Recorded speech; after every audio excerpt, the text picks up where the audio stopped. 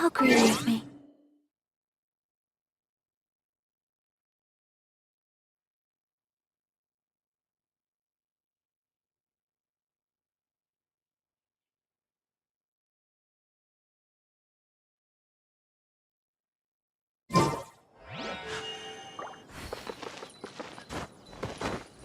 Stay safe and don't get hurt.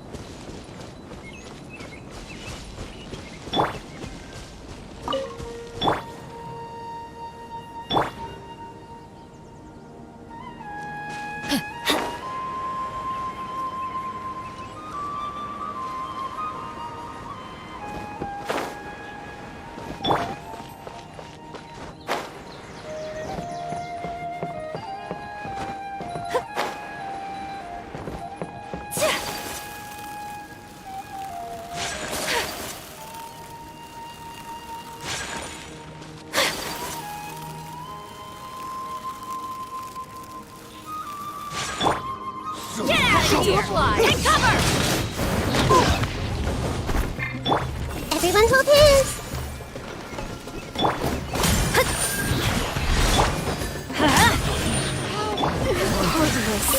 Becomes the hunted.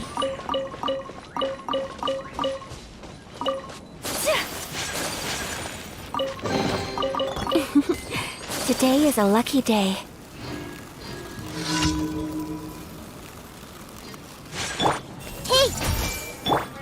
Let me scry! Let's light it up! My apologies! This is the layers of death. I see everything! Shadows of fate! You can't run! I miscalculated. Let's light it up!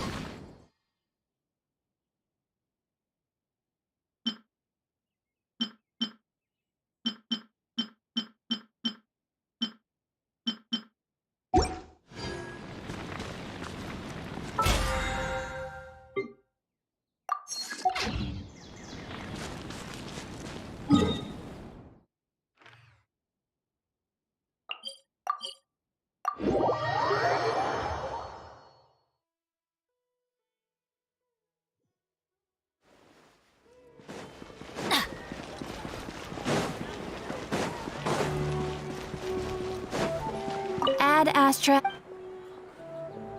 Thank you for completing.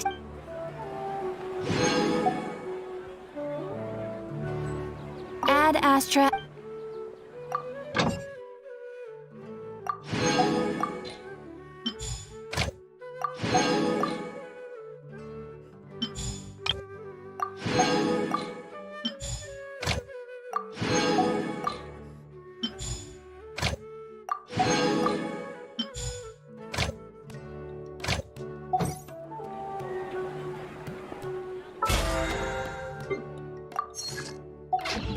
Adventure time!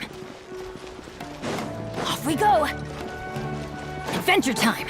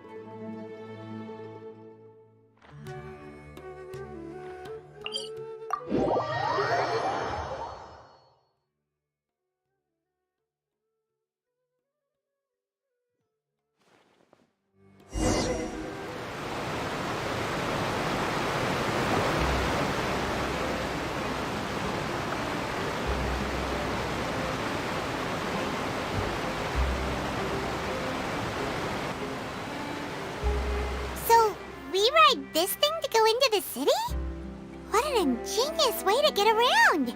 People in Fontaine really know how to use water!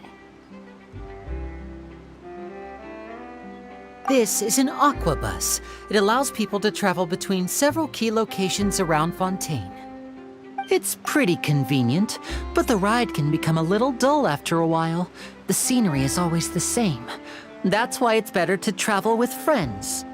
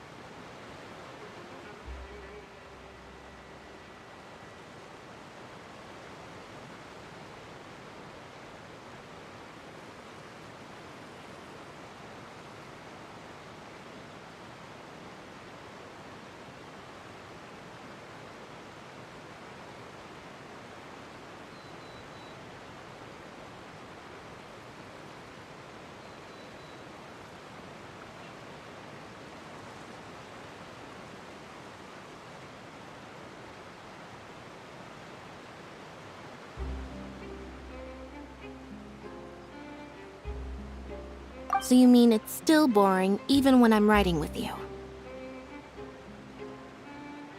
No, that's not what I meant. It's just that, well, you don't really talk that much. Besides, it doesn't really feel like a real trip when it's just the two of us. It's the same as being at home. Whatever. Guess that's what it's like to be an older brother. It's about time for us to leave. Let's get on board.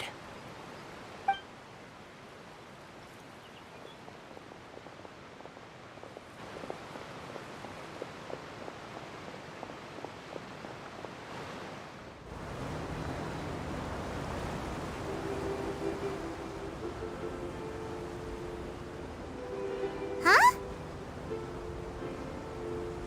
What? Traveler! Paimon! Charlotte!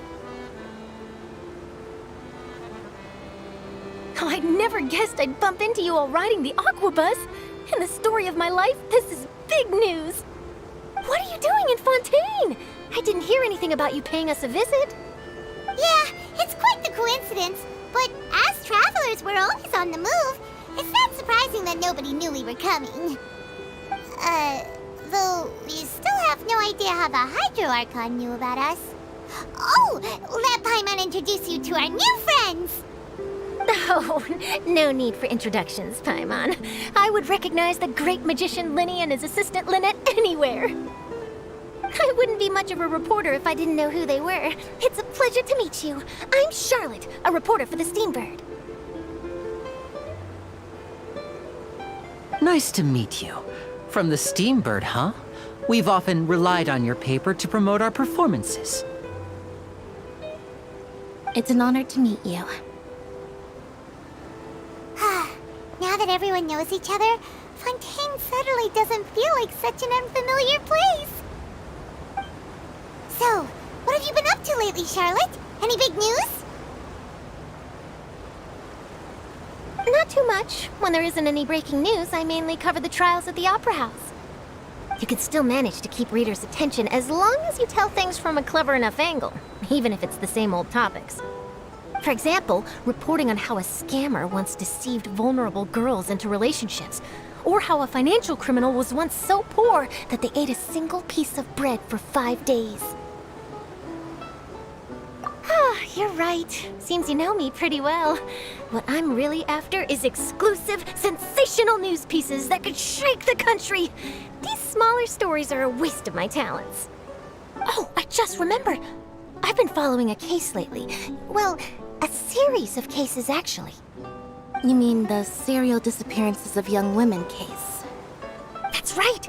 These stories are the talk of the town right now, and it's probably the most mysterious case we've ever seen. If I'm the first with a draft ready to publish when the case is finally cracked, and it's the headline story in the Steambird,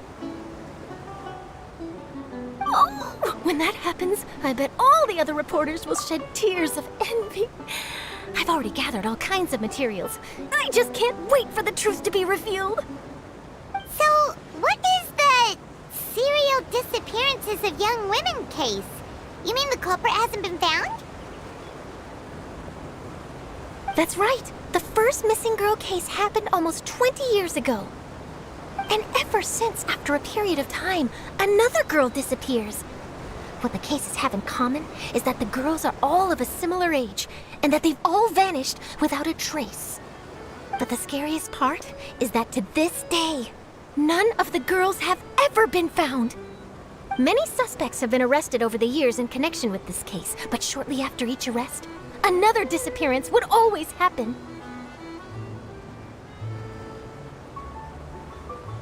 Yes, it's possible. But either way, I believe that every case has some precise truth behind it, waiting to be exposed. Yes, I agree. And at the very least, the family of those missing girls deserves some sort of explanation. I just imagined for a second what I would do if Lynette were to suddenly disappear. I'd pay any price to get her back, and then find a way to track down the culprit. Please don't imagine that, Linny.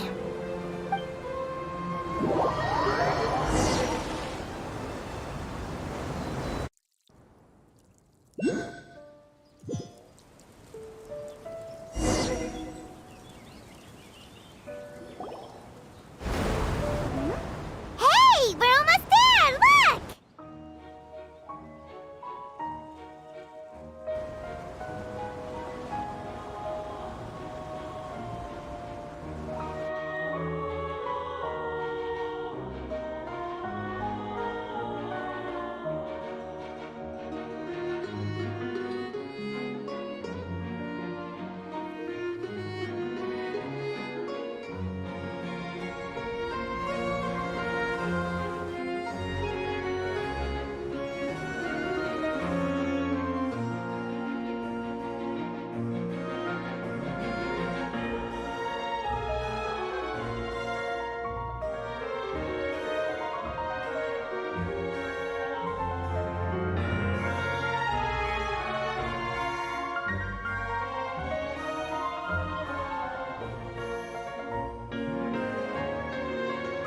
Well, I really enjoyed chatting with you. Life should be full of pleasant little surprises like this. Yeah, us as well. The ride went by too quickly. Ah, I have an interview to get to. I should get going before I'm late. Okay, Hyman hopes we can chat again soon, Charlotte. See ya!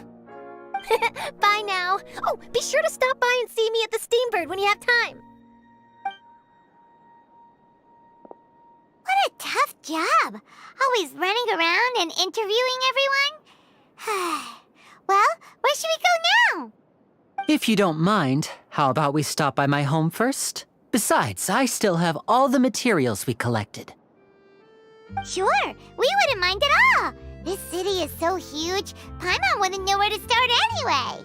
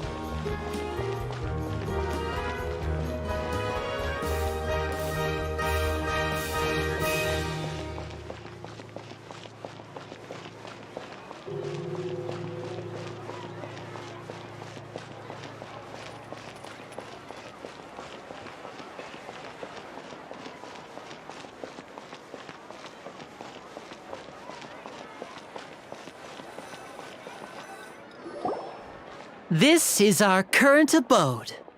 Ah, Fremine, you're home. Where did everyone else go?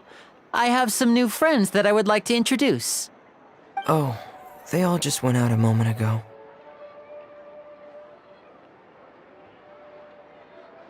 I see. Everyone is getting busier now that Father will be returning soon. I suppose that can't be helped. Allow me to introduce you to my little brother, Fremine. He is a phenomenal diver. Hello. Nice to meet you. Paimon is Paimon, and this is the Traveler. Oh, you sound very proud to have a diver as a brother, Linny.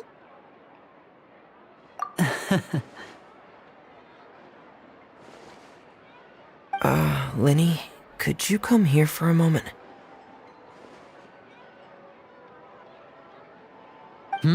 What is it, Fremine? Do you have something to tell me?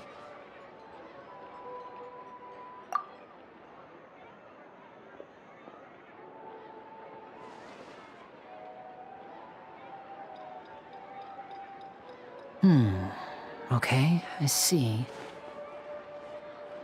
Is everything all right? Oh, it's nothing. We were just discussing a little housework. Sorry for the interruption. Oh, before I forget, the Traveler and I collected more materials to make magic pockets. Were you able to get any, Fremine? Yes, I went diving and gathered lots of materials. I was about to give them to you. That's our Fremine, always quick with the underwater work. All right, I'll take these to the workshop.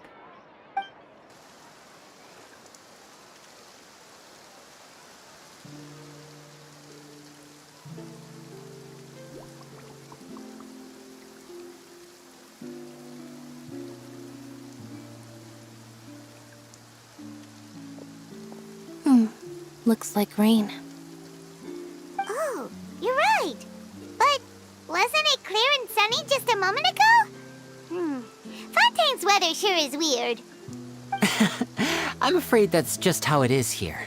It often rains on days where there are trials being held in the Opera House, but don't worry, it'll clear up soon enough. What's wrong, Fremine? There's a legend about the rain that I tend to believe. It's said that a dragon of water once resided in Fontain. Though we don't know where the dragon went, every time it weeps, the skies will cloud up and pour out rain. When I was a child, my mother told me that if I wanted to go outside and play, I should yell toward the sky at the top of my lungs. Hydro Dragon! Hydro Dragon! Don't cry!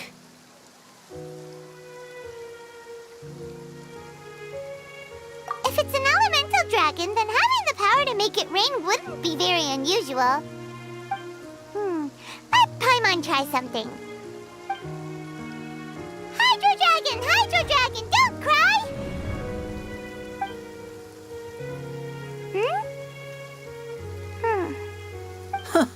Doesn't seem to be of any use. It is just a legend after all. You know, you might be a more popular magician if you understood the concept of romanticism. Or could at least play along. Sorry, it might be because we've never met the Hydro Dragon. Perhaps it can't be comforted by the words of strangers.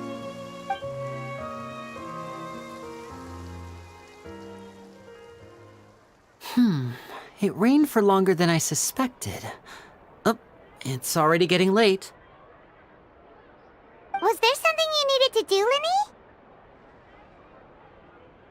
Yeah, some preparations for the show at the Opera House. I need to find a way to catch the last aqua bus of the day. On the day of the performance, just ride the aqua bus to the island of Araneus. I'll have Lynette meet you at the fountain in front of the Opera House. Oh, are you leaving now? What is it, Fremine? I'm in a hurry. Oh, I get it. You feel nervous delivering the materials for the magic pockets, is that it? Perhaps we could trouble the Traveler to help us take these materials to the Beaumont workshop and deliver them to the owner there? I'm afraid that Fremine can be quite introverted, and the boss there tends to be pretty talkative. Fremine has always been a little afraid of her. No trouble at all! Don't worry, we're on the case! Sorry for the inconvenience. I'm quite useless when it comes to such tasks. I'll think of a way to make it up to you. Oh, no need! This'll be a walk in the park for us!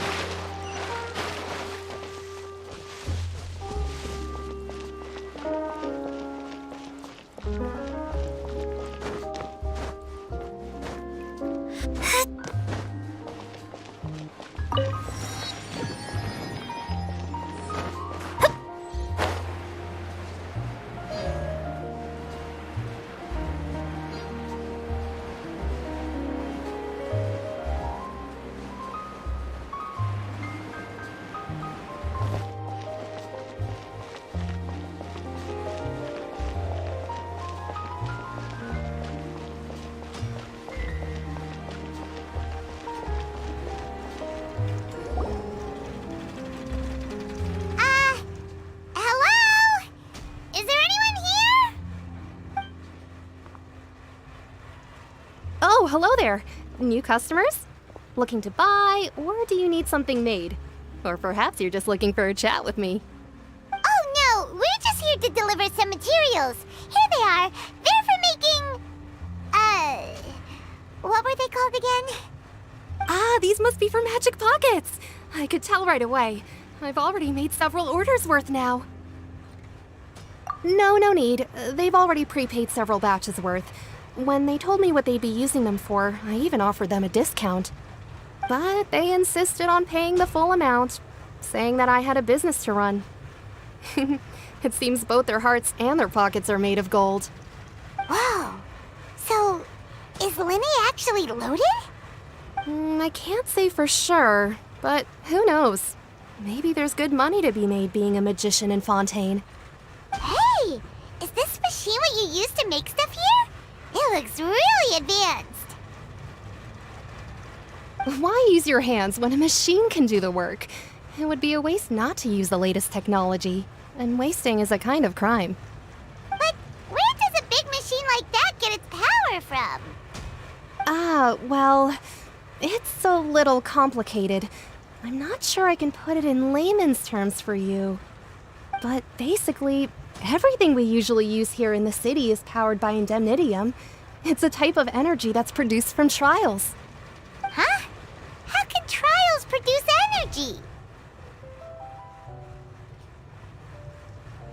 Well, I'm not completely sure of all the details myself, but basically, when a trial is in session, the Oratrice Mécanique d'Analyse Cardinale harvests people's belief in justice and converts it into energy to be used all around Fontaine.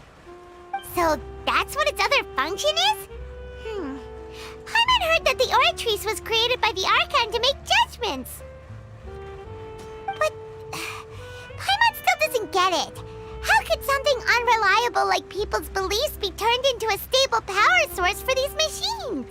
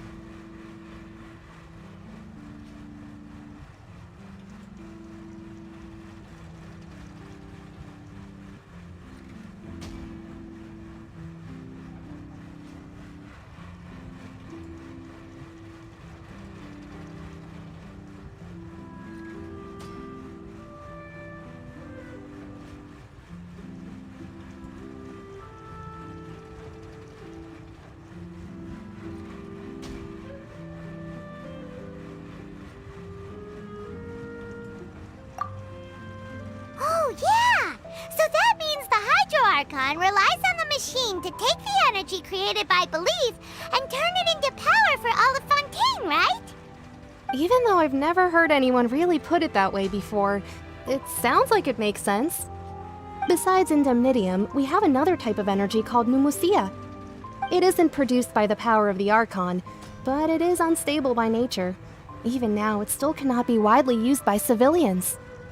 I thought I'd find you hard at work, but here you are chatting the day away. Since you're already talking, I'm sure you wouldn't mind a few words with me. You again? Didn't I already promise you that I'd have the more I owe to Confrérie of Cabriere by next month? Why are you hounding me now? Yeah, but how do we know that you won't go running off by the end of this month? I want 50% today. Wait, no, 70%. Huh? You... Seems business isn't so great for the workshop. We've already finished our job and delivered the materials. Maybe now's a good time to leave? Hey, hold on. Before you go around trying to collect payments, why don't you settle your own debts first? If Confrérie of Cabriere wants to poach clients from Northland Bank, that's fine. But I'm afraid you still owe the bank a hefty sum of mora. So why don't we work things out between us first, before you get back to your little conversation here? You're from Northland Bank. But we said we'll pay everything we owe next month. Why are you hounding me now? Traveler, Paimon! I didn't think I'd run into you here in Fontain. What are the chances? We're surprised to see you too! What are you doing here in Fontaine? You didn't want to stay in Snezhnaya? Long story short, I've already been in Fontaine for some time now, and honestly, things have been pretty boring. But it seems that fate brought our paths together today. Not only will I have some good friends here now, but ones who always seem to find trouble. Either way you look at it, it seems things are going to get a lot more interesting now. Pretty sure we'd want to avoid anything that you'd find interesting. Besides, our trip here has gone pretty well so far, right, Traveler?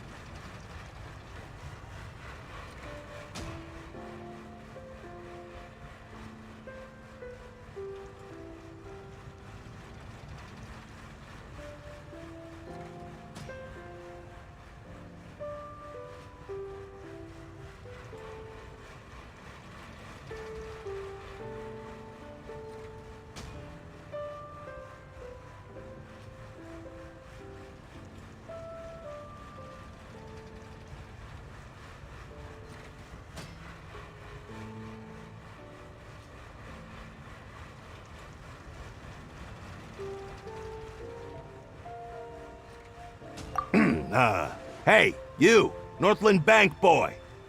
Aren't you forgetting something? Don't interrupt. It's not often I run into the Traveler like this. Why don't you wait for me over there for a while? You kidding? Aren't you the one looking for us? You really expect us to sit and twiddle our thumbs while you catch up with your friends? Listen to me, boy. If you want your mora, fine. Why don't you come and take it? Hey, I just said not to interrupt. Oh, by the way, Traveler, the last time I took Tonya and Tusser ice fishing, Tusser said, Hey! That's way over the line!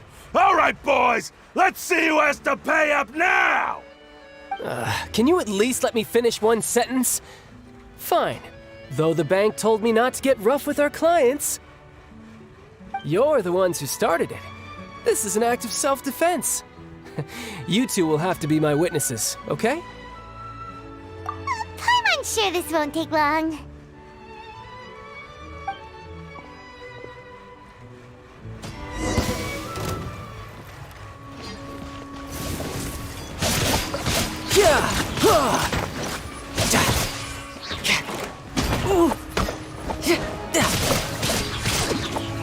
Brace yourself. This is gonna hurt.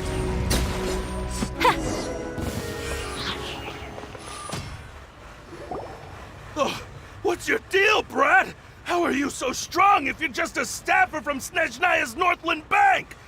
Wait, don't tell me you're... Oh, now you notice. It's a little late, don't you think? Just make sure you understand that you don't mess with Northland Bank. Got it?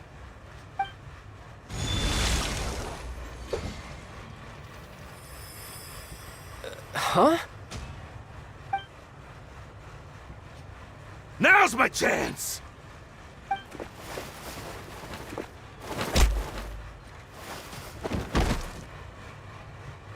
Huh. That was weird.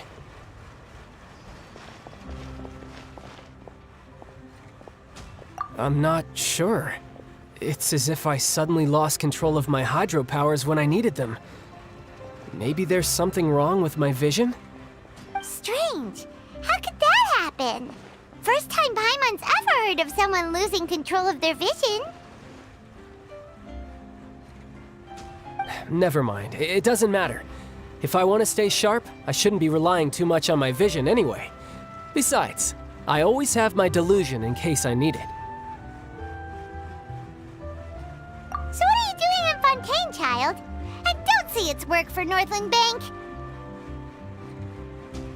Well, I guess it's because I've been in a bad mood lately. Huh? What kind of reason is that? Wait, since when do you feel down about anything? I don't know. Maybe I still have a lot to learn about myself. But recently, there seems to be some sort of restless power stirring inside of me. And I don't know why, but every now and then I feel like I'm in a terrible mood. Maybe you losing control of your vision just now is connected with that power you're feeling inside. That is a possibility. I can't remember if I ever mentioned it before, but when I was 14, I fell into some unknown abyss. It was during that time I learned nearly all of my abilities. The one who took me under her wing and taught me was named Skirk. She was always quiet and very mysterious. Nobody knew where she came from or what she had been through, and she was always very strict when teaching me combat techniques. One time, I asked her why she was willing to take me on as an apprentice. From what I could make of her answer, it was because I had awakened it, and traces of it remained on me. She said that all my combat training would be useful in the future. But what is it? What did you awaken? She never explained that, but my guess is that it's related to a dream I saw when I had just fallen into that abyss. In my dream, I was in the deepest depths of the sea, and the boundless seabed was all around me. But in front of me appeared a whale that was so massive, I felt like I couldn't breathe. A whale? Oh, that sounds familiar! When we fought against you before, you summoned a huge whale that seemed to leap at us. Is that the one? That's just an abstract form of a whale that I create using my elemental powers. It takes that shape because the scene I dreamt of the whale has always been stuck in my mind. I'll never forget it. So you used the whale as inspiration for one of your moves? Huh. Seems a little twisted to Paimon.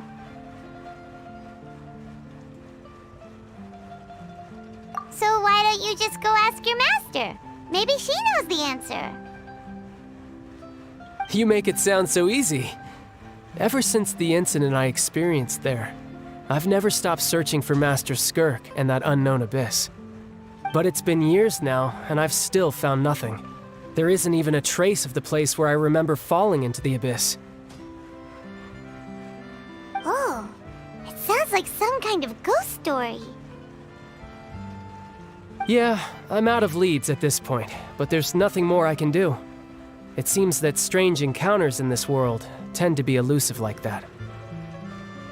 Oh, seems the time really flies when I'm talking with you. I just remembered I have somewhere else I need to be, so I should get going.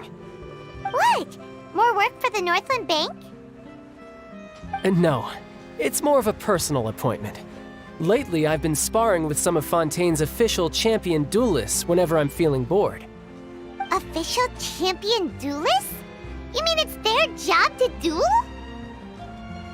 Yep, in Fontaine, before a criminal goes to court, they're given one chance to defend their honor by requesting a duel with an official champion duelist. The champion duelists are all-powerful fighters selected from among the nation's best, and the duel itself is a no-holds-barred fight with no specified stopping point. So engaging in such a duel is regarded as a symbol of defending your honor. If a criminal manages to win the duel, they'll be acquitted. But if they lose, they'll have no choice but to stand trial. And the worst-case scenario is that you're simply killed in the duel. Though it's rumored that Fontaine has a death penalty, from what I can tell, no one has ever been officially sentenced to death. So really, the only people who opt to duel are those who have suffered a grave injustice in being accused, or those who greatly value their honor. Otherwise, why gamble with your life? So, do many people actually get out of their trials by winning the duel? Apparently, it's exceedingly rare for anyone to actually win. Fontaine probably enacted this system as a way to show that the nation respects the honor of its citizens. Besides, none of the champion duelists are to be trifled with, which is exactly why I was itching to face them as soon as I got to Fontaine. Apparently, the one I'm meeting today, Clorinde, is the strongest of the champion duelists. I had been asking her for some time before she finally agreed to face me today. Well, that's child for ya. Paimon feels like we heard that name somewhere before. Clorinde. Huh. Oh, before I forget, I want you to have this. Huh? Your vision? You're seriously just giving it away? I'm just worried that it could become uncontrollable again. I'd be pretty upset if it got in the way of my duel, so I think I'll be better off without it for now. Besides, I just need you to hold on to it for a short while. I'll come retrieve it when I have some time later. Paimon knows what you're up to. You just want an excuse to come talk to us again, don't you? Whatever gave you that idea? I'll be in touch later.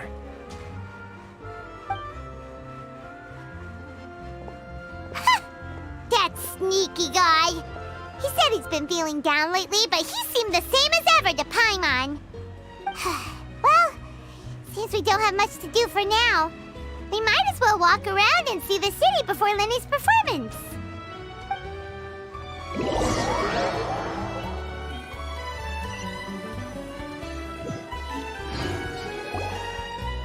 Wow! Who could have seen that coming? The reporter who was barely around for most of the story was the murderer all along!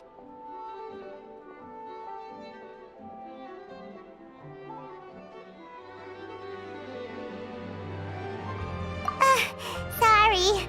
Paimon was just surprised, that's all. Whew. Paimon never saw that twist coming. The murder mystery novels here are amazing! The whodunits here in Fontaine are a lot different than the light novels you see from Yai Publishing House. Both have their merits, but Paimon thinks this style of novels are more, well, novel. It's so exciting to reach the moment when the mystery is uncovered, especially in the one Paimon was just reading. You should buy a copy and read it too. Oh, sorry about that. Paimon will be more careful next time. Hey, shouldn't we be heading to the Opera House to see Lenny's performance soon? It's almost time for the show to start, so we should get going. Lenny said that the Opera House is on Aeneas, so let's go ride the Aquabus!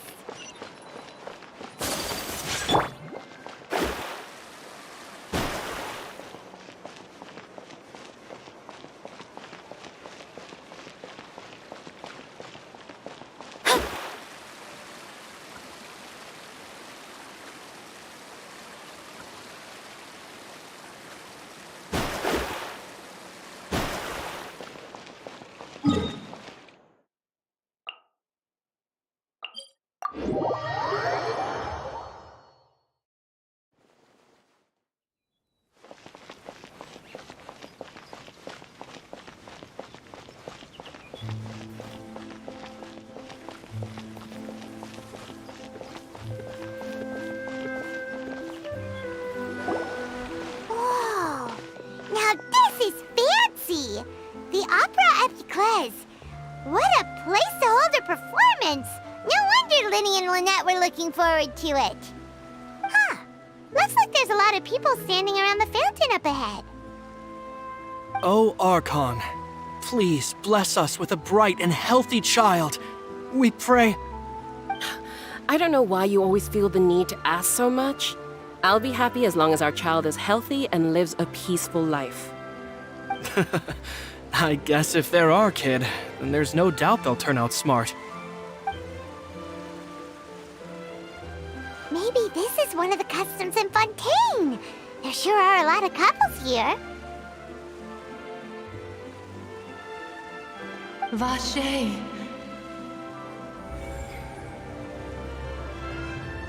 What's wrong?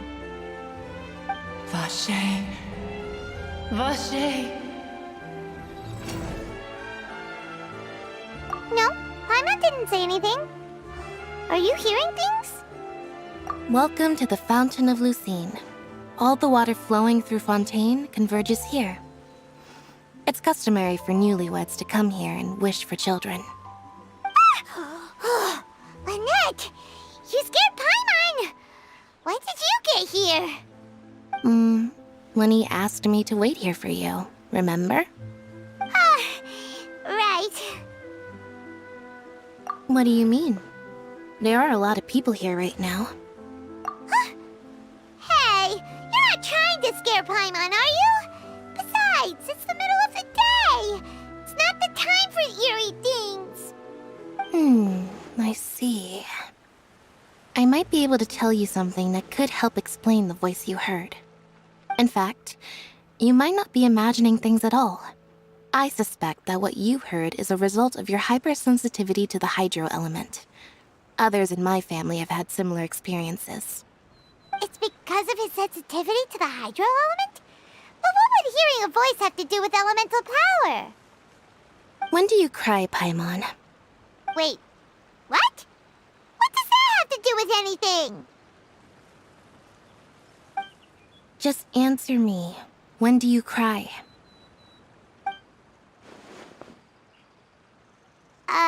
When Paimon's really sad?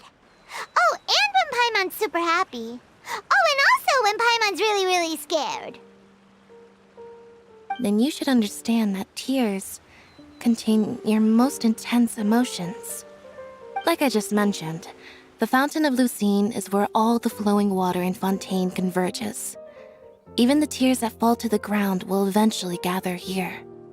So maybe what you heard was the intense emotion coming from someone's tears. So, what did the voice say? If you were hearing their emotions, then Paimon wonders what happened to them. Rather than worrying about them, we should worry about my brother first.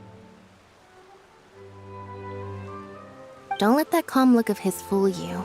He tends to get pretty nervous just before a performance. So chatting with Linny might help him relax a little before he goes on stage. Oh, right. That makes sense. Let's go in and see Linny.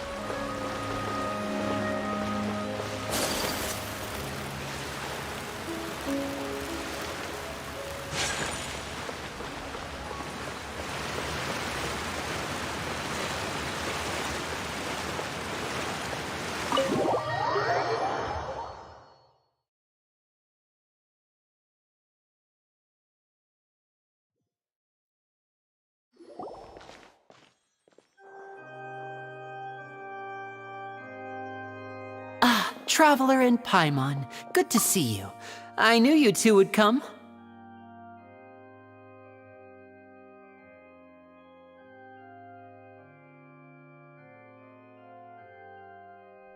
Are you kidding?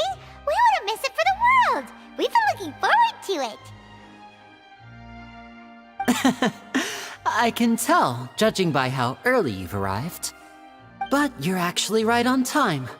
The audience still hasn't started entering the venue yet, which means now is the perfect chance for us to take you to the best seats in the house. Wait just a moment, I'll fetch the tickets.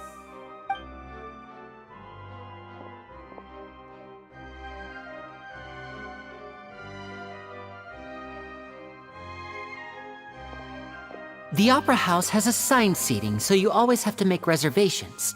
I've already reserved your seats, and here are your tickets. Ooh, front row seats! Thanks, Linny! Don't mention it. There's no need to keep thanking me. Hey, Lenny! Could you come over here and take a look at this? Oh, I'll be right there. Seems there's an issue with the stage props over there. That's Cal, my assistant, calling me. I'll go lend him a hand.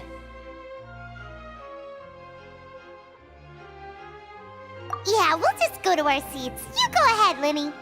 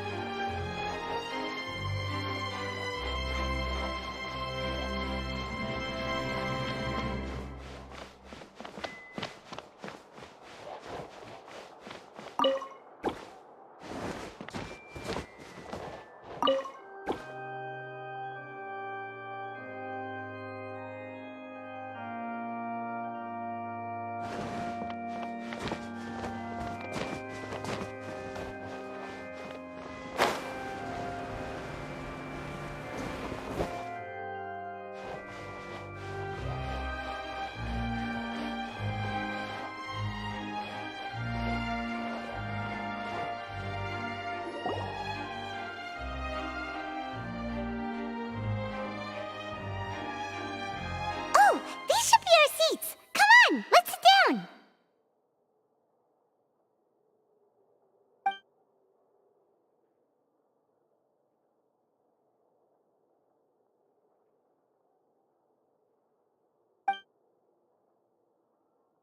Uh...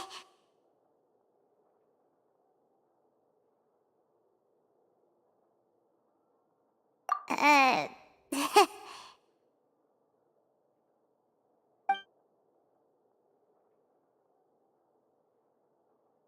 Hey, Traveler. Maybe we should strike up a conversation with the person next to us.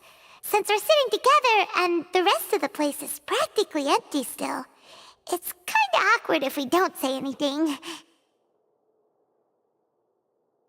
Ah, you little... Of course you put this on Paimon. Excuse me, I did not realize you felt awkward. I am terribly sorry. I would be perfectly happy to chat with you if that is what you would like. Oh, so you heard all of that, did ya? Boy, you sure have good ears. Paimon thought she was keeping her voice down. Wait, that's not it. Paimon's... Sorry. Paimon's the one who was being rude, talking under her breath like that. So, let's talk, but, what should we talk about?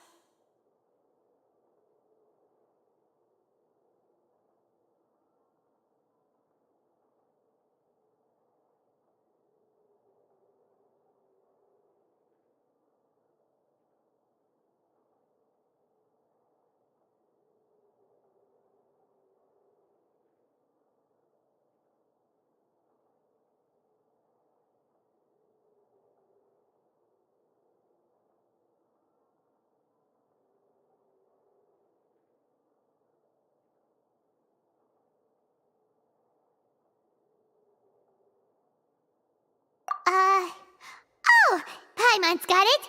You're also here early and sitting in the front. Are you a friend of Linny's too? A friend, you say? Well, if Mr. Linney would like to be my friend, I would be more than happy to reciprocate. Oh, so you're not friends with Linny then? Oh, this is getting more awkward by the second. Paimon nearly forgot to make her introduction. Nice to meet you. Paimon is Paimon, and this is the Traveler. We just arrived in Fontain. It is an honor to meet you two. I have heard of your deeds across Tevat. And as required by proper etiquette, I will also introduce myself. I am... Oh, Monsieur Nervillet, what an honor it is to have you here to see my show. Ah, Mr. Linney. I should say it is in fact an honor for me to see your performance in person. Wait, Nervillet? Could he be... I saw you all chatting just now, but it seems you still don't know who Monsieur Nervillet is. Allow me to introduce you to Fontaine's Chief Justice. That seat is always reserved for him. It wouldn't be too much to say that he's the symbol of justice and honesty here in Fontaine. Whoa! Sorry for being so rude just now. Paimon had no idea you were such an important person. No offense taken. Being Chief Justice is merely what I do for work. Nearly every person has their usual reserved seat, so I'm not so special, really.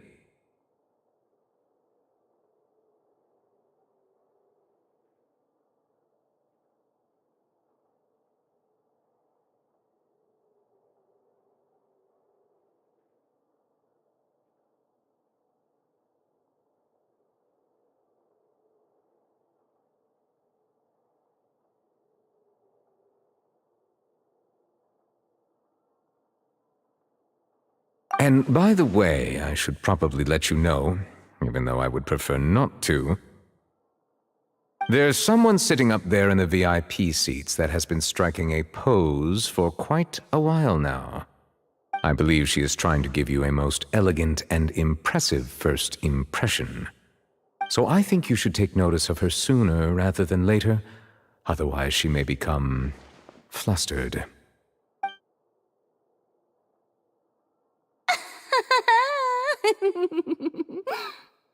Huh? Oh, it's Farina, the Hydro Archon. Huh. She sure has a smug and satisfied look on her face. Guess she has no idea that you saw right through her act. Very good. That is for the best. No need to pay her any more attention. We may now enjoy the show. Huh? So is this what things are like between the Chief Justice and the Hydro Archon? All right, please wait just a moment longer. I've pretty much finished my preparations, and the performance will start as soon as the audience has made their way to their seats. Yay! The show's finally about to start! Paimon can hardly wait! Paimon's never seen a real live magic show before!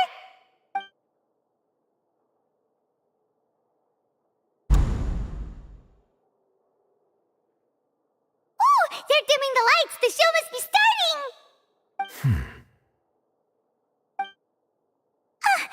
Sorry. Paimon will try to stay quiet. Welcome, one and all, to the Opera Epiclese. I am the star of today's show, Linny. And over here is my sister, Lynette, who will be working as my wonderful assistant. Please, let's give her a warm welcome. Hello, everyone. I know she may seem to be a little sleepy right now, but that's just a sign that she's nervous. Whatever. Now, some of you may be thinking, two vision holders who can freely manipulate elemental powers performing magic is not true magic at all. So, I would like to take a moment to assure you that elemental powers will have nothing to do with what you will witness on the stage today.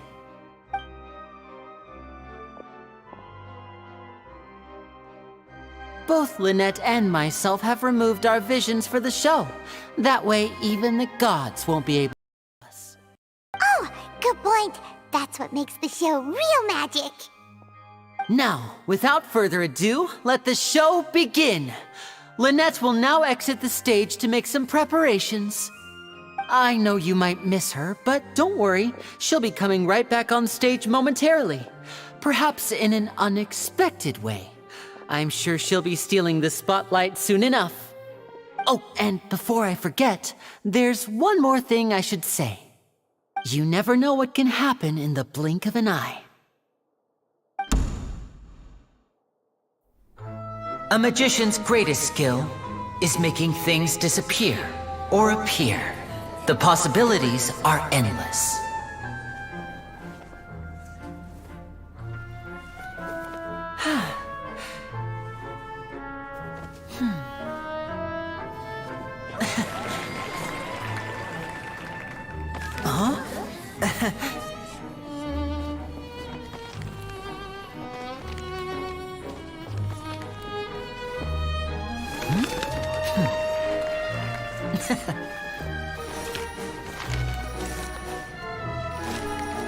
But this isn't what you came for. These little tricks, you've seen them all before. So it's time for something truly extraordinary, don't you think? This one's a little tricky.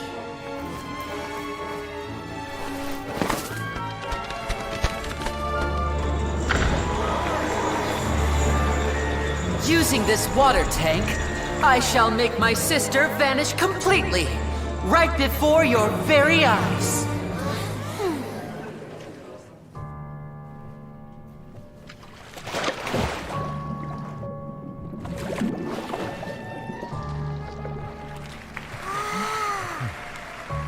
It's actually quite simple. She'll just turn into air bubbles and float right out of the top.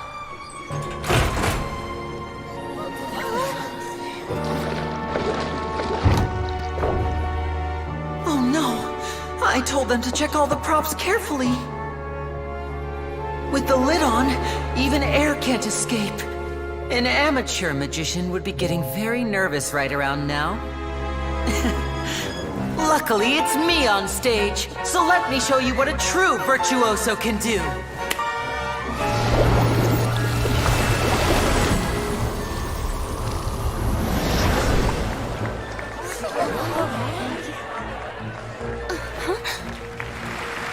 Lynette, are you still there?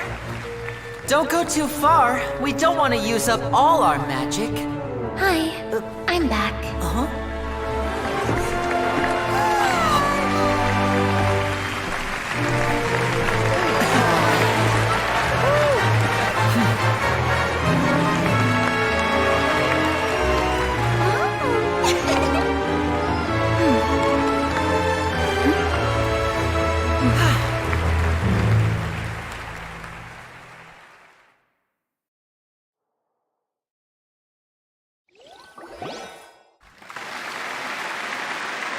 Whoa! What in the world just happened? How did he do that? Hyman didn't see him do anything. Wasn't Lynette inside the water tank? How did she disappear and then reappear out of nowhere? If we could see easily through his tricks, then that would mean that his skills are still lacking. To appreciate magic, you should focus on the show happening on stage, rather than getting caught up in trying to see that which has been intentionally hidden. Guess you're right. Hyman couldn't believe her eyes when Lynette reappeared. Amazing! Thank you everyone. I'm glad you enjoyed that performance. But our magical journey has only just begun. I've prepared even more astonishing surprises for everyone here. The magic of transformation and disappearance can go far beyond what you've just seen. I'm sure many of you are thinking that escaping the water tank was impressive enough, but Lynette is still my assistant after all. In which case, I have ample time to make all necessary preparations. So, for my next trick, I will require the participation of one lucky audience member. Please, if my assistants could bring out the magical boxes now. There are 2 boxes and only 2 boxes. One is here and one is there in the aisle among the audience. I'm sure many of our clever audience members have already guessed our next magic trick. A swap! Our lucky audience member and I will each enter a magic box. After 1 minute, we will each emerge from the opposite box. Now please, everyone pay very close attention to the box you see here. Don't give me any chance to make a move. Wow! How's he gonna do this? Hey, do you think this is all magic tricks, or does Lenny have actual superpowers? The lucky audience member will be generated by this random number selector. It selects numbers entirely at random. Even I don't know who will be chosen to participate. Now then, let's begin. Let me see. Oh, row 7, seat 3. Congratulations! You now have the chance to experience magic firsthand for an entire minute. Please, come forward. My assistant will take you beside the magic box. I'm sorry, it might be a little cramped inside, but no need to feel nervous. We've carefully arranged everything for you to be as comfortable as possible. You don't need to do anything, but no matter what strange things may happen, don't come out of the box. If the magic is interrupted, who knows where you might end up? You might even find yourself in the Fortress of Meropide. Oh, okay. All right. Before I enter the magic box, there is one more thing I need to ask the audience to do. Could you all give me a countdown? Like this. 60, 59, 58. Just keep counting down. You can go a little faster or slower if you like. I won't be able to see anything in the pitch-black box, so I'll be relying on your voices to know when time is up. Oh, and no tricks now. If you quickly count from 60 in just 30 seconds, then I'll be in a tough spot. Ooh! Paimon kinda wants to count faster after hearing him say that! No, that won't do. I can see it in your eyes. You still can't be trusted. Let's practice together. Come on, repeat after me. 60, 59, 58. 60, 59, 58! That's right, perfect. Keep it going. All right, I'll see you all on the other side once you've finished counting.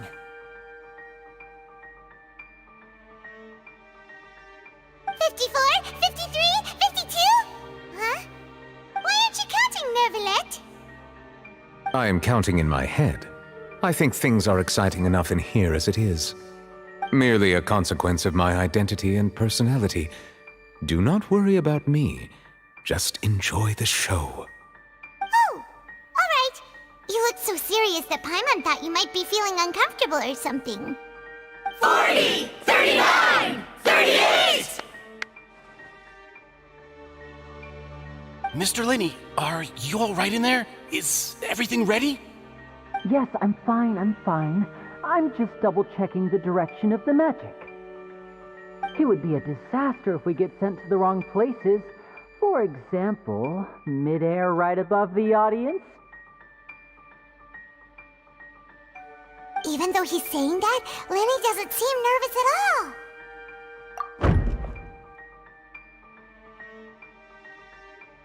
Ah!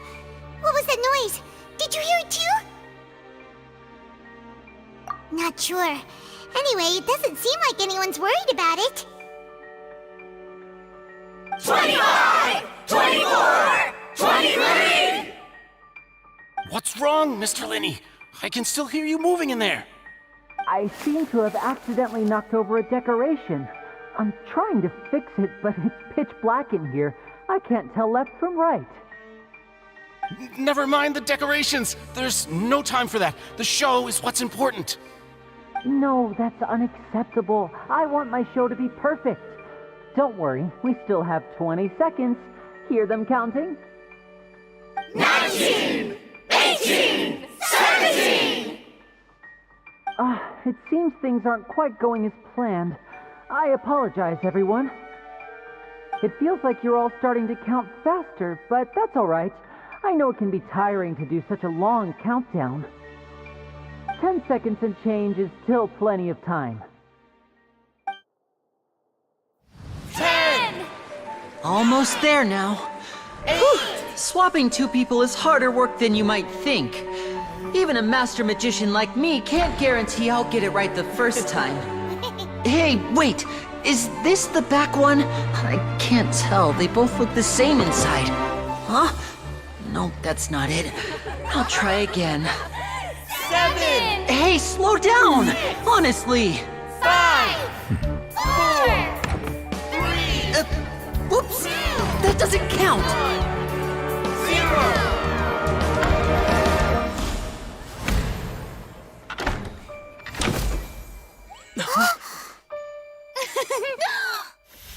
Ta-da!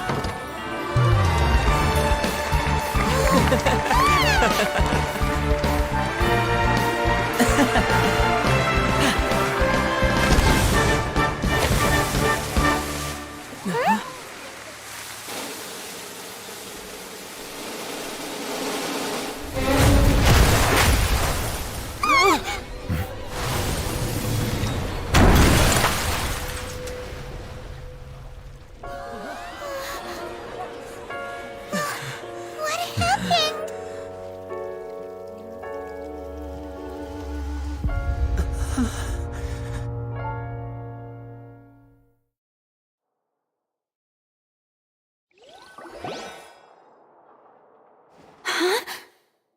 Is this part of the show?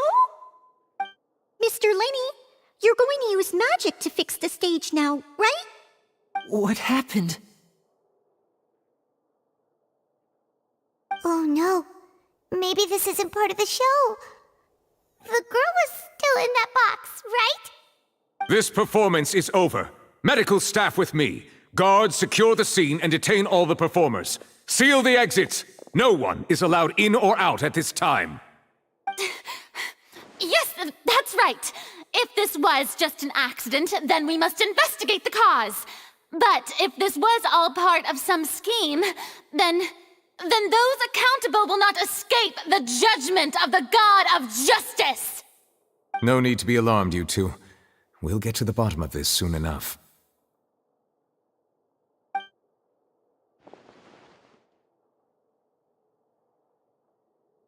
Unfortunately, the person who is in the magic box has been pronounced dead.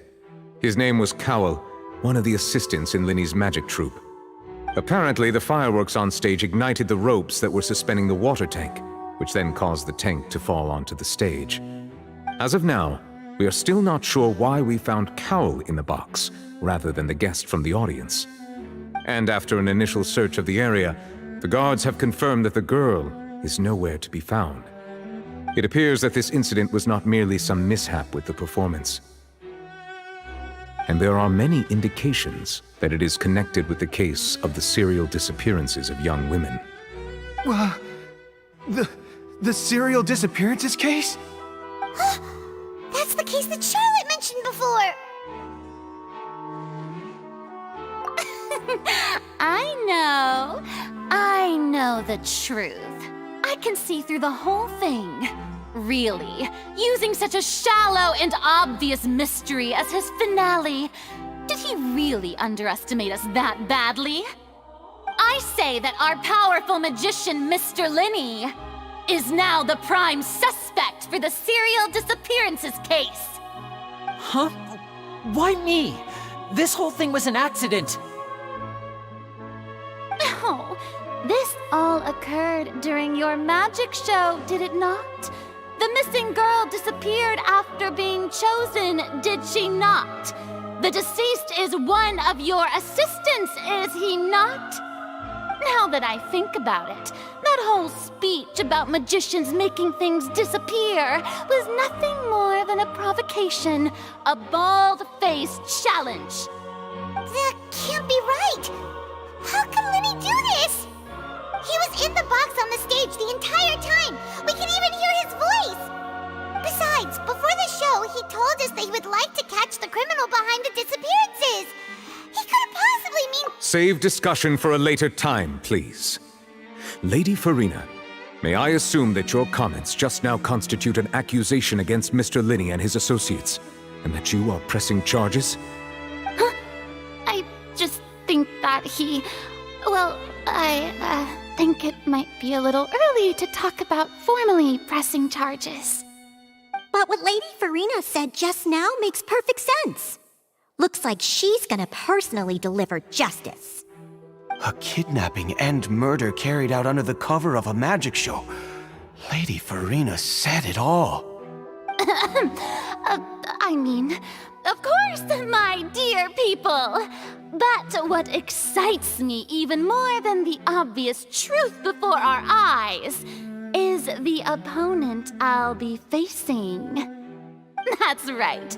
I mean you, Traveler. You'll support Linney, won't you? After all, then there's no problem at all. You know, the Traveler and I already had a duel the first time we met. But with Linney's help, our little duel ended in a draw. But draws really are the most boring possible outcome. So, no more draws. Between the two of us, there must be a clear winner and loser. And what better place to hold such a riveting showdown and decide the true victor than here, on the grandest of stages, the Opera Epiclese! It wasn't a draw. She obviously lost last time. I understand. Charges have now been pressed, and as such, a trial is in order. Well, Traveler, seems Lady Farina has set you in her sights. But putting her dramatic rhetoric aside for a moment, I would like to ask you, are you willing to act as Mr. Linney's attorney and defend him in this case? Very well. The trial will be held a day from now in the Opera House. Both sides may investigate the scene to build their cases and search for the truth.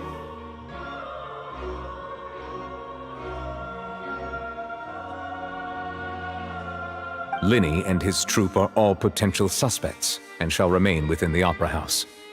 The audience may begin to leave in an orderly fashion once they have been cleared by the guards. A day isn't that long. Let's see what kind of case this big-shot outlander can build in such a short amount of time. I'm really quite looking forward to hearing it.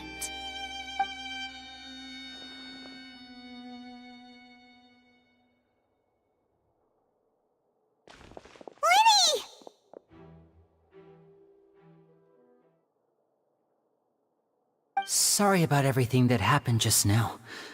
Were you frightened? Of course! Who wouldn't be scared after witnessing an accident like that?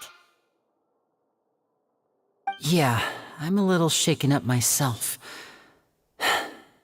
How could this happen? And poor Cal. I know you already claimed that you would defend me, but now it's just us talking. Tell me, do you think I could possibly be the murderer? I understand. Even I'm not sure what happened, so I can only imagine how difficult it is for you to grasp the situation. I'm sure everyone sees me as the biggest suspect at this point. But if you ask me, the whole thing is mysteries layered upon mysteries, such that all that's left is confusion. I don't know whether what happened there on the stage was purely an accident or not, and I don't know why poor Cal was in the box. As for how that girl chosen from the audience could suddenly disappear, I'm afraid I don't have any answers either. If someone tampered with my performance, then we need to figure out what they did. Even a skilled and knowledgeable magician like myself couldn't pull all that off in just 1 minute.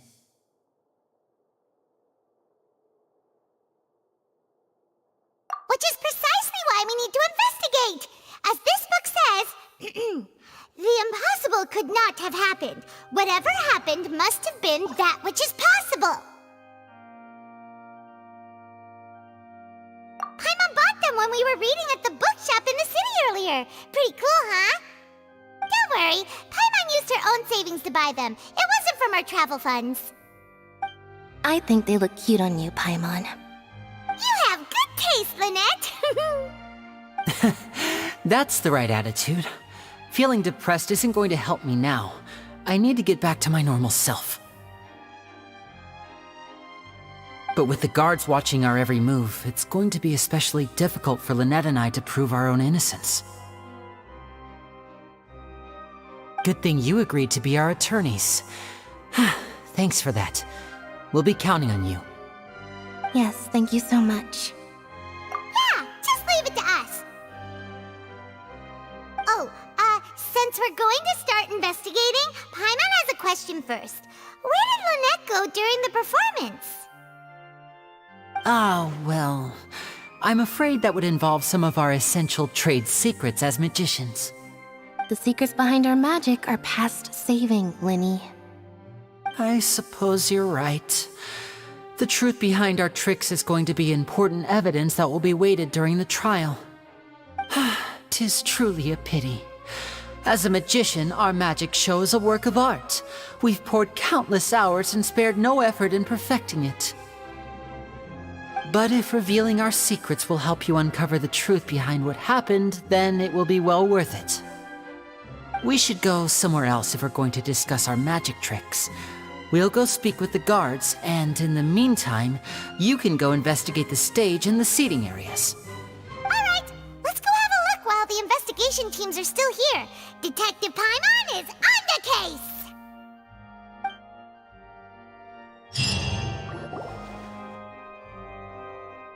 Hello, officer. How's the investigation going? I see. You must be the traveler that Lady Farina mentioned. Listen, I'll be perfectly honest with you. I'd avoid getting mixed up in this whirlpool of a mess if I were you. Huh? What do you mean? Come with me and you'll see. The deceased is one of Linny's assistants, named Cal. Even though he hadn't joined the troupe long, he was hardworking and everyone generally liked him. The assistants are usually in charge of setting up and inspecting the props, as well as assisting with the show and keeping the crowd engaged. As you probably saw when you were in the audience, the water tank suddenly fell and smashed the box with Cowl inside it. This is the real mystery. We've already searched the scene and were unable to find any traces of the girl. However, if you look carefully, the box was positioned directly under the water tank. The ropes holding the tank were then burned by the pyrotechnics on stage, causing them to snap. All these factors lining up so perfectly makes it hard to see this as a mere accident. If anything, the more logical explanation is that the whole incident was intentionally planned, and Linny is the most likely person to have access to all these areas. But he doesn't have a motive! Are you both good friends of his? Well, you can't say we're good friends, but we've known each other for a little while. So in just a short time, he was not only able to win your trust, but even convince you to act as his attorneys. I know there's no such thing as magic. The real trick of a magician is holding the audience in the palm of their hand. I've seen a lot of cases, and I can tell you that people are the least reliable kind of evidence. Sorry, I tend to be pretty straightforward. Just know that I'm warning you for your own good. Anyway, you may investigate the scene of the crime yourselves if you're curious. Who knows, maybe you'll be able to come up with some new evidence.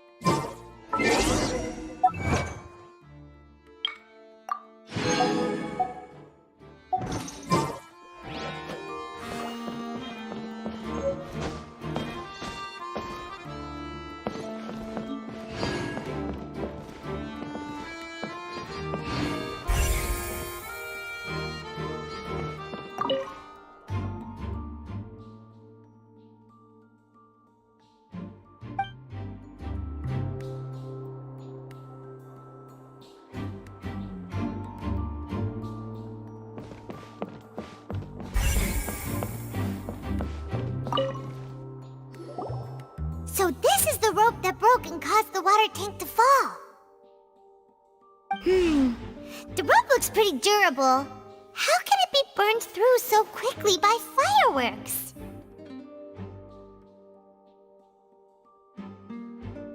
Why are you suddenly so serious, Traveler?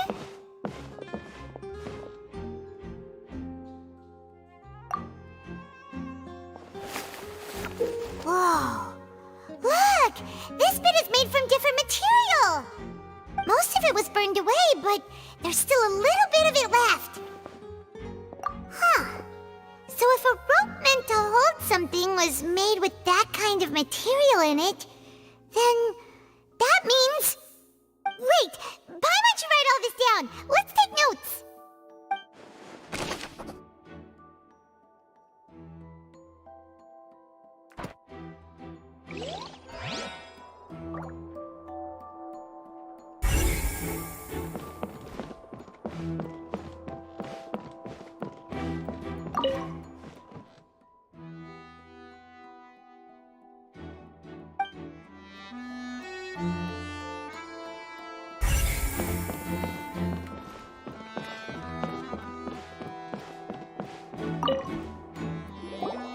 Hello there! What are you investigating? Oh, this location has also been cordoned off because the Magic Troop members are currently considered prime suspects. The investigation team is still collecting evidence. The seats were all booked in advance, so we were able to deduce the missing woman's identity by checking the guest list. Sure, it's not like this is confidential information. We will publish it later anyway when we petition the public to help us find the missing person. Her name is Halsey. She's a painter from Fontain who's made a bit of a name for herself. Apparently, she wasn't a regular at the Opera House, but she'd been feeling some pressure with her work lately, which made her decide to come see the magic show. The Magic Troop members all claim not to know her, and we have looked into her social connections. It seems that she has no personal grievances or conflicts of interest with the suspects. Simply put, she wasn't related to the Magic Troop at all, which matches the features of the previous serial disappearances. Were the victims of previous cases also chosen at random? That's how it seems to us, in any case. Apart from the fact that they were all young women of around the same age range, there really weren't any other connections between them. Okay then. No need to be so formal. If you do happen to see the missing girl, please be sure to contact us. It is of utmost importance that we get to the bottom of these disappearances.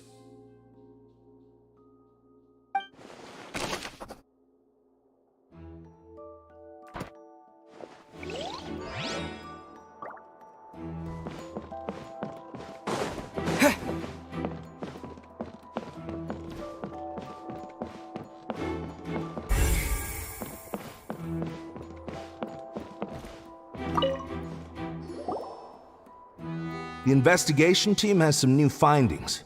Turns out there's an issue with the random number selector after all. See, I told you. What if the machine picked some big guy's seat?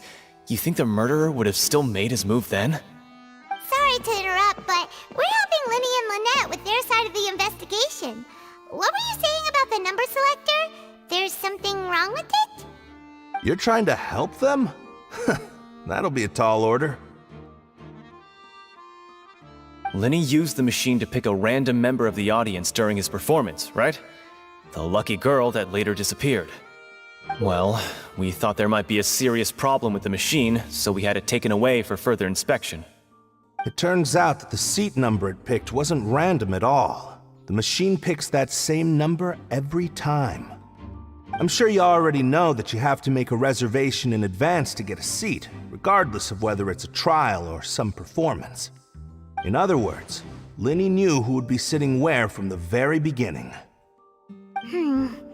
That much checks out. Linny reserved our seats for us too.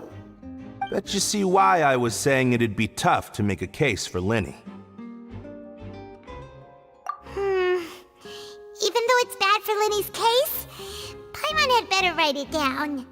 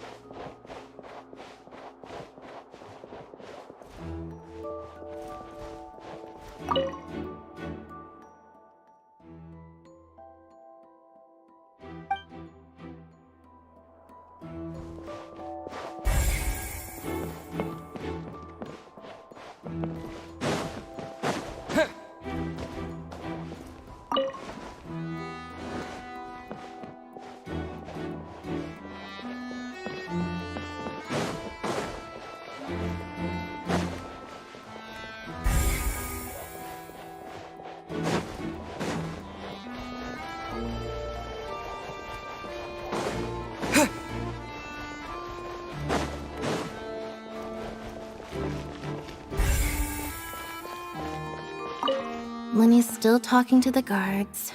It seems he'll have a lot of explaining to do. I think someone will be assigned to monitor us later, but that's alright.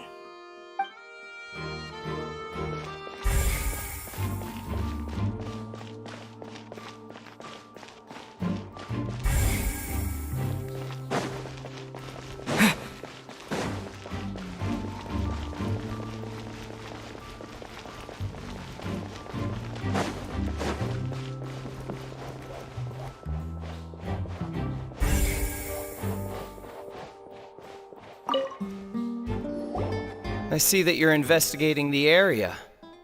Well, it just so happens that I'm interested too. If you find any new and interesting leads, be sure to share them with me, alright? We don't have too many thoughts yet.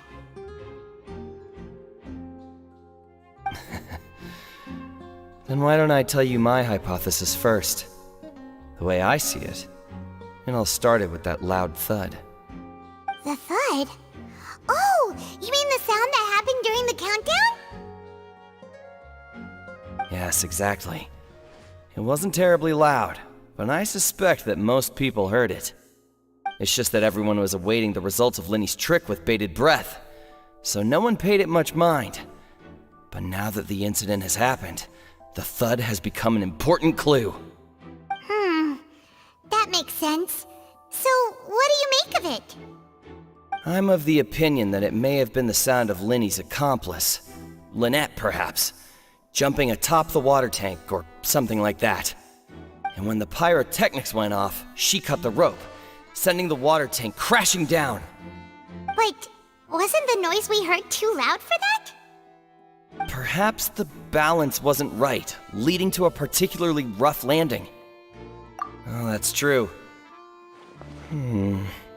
I suppose I must reconsider.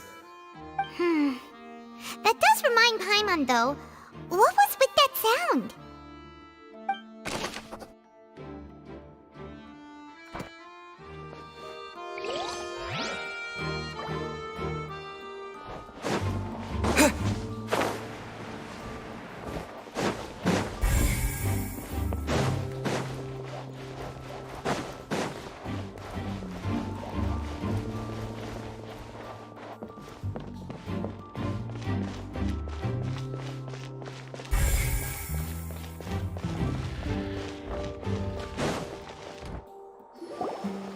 Hey, you!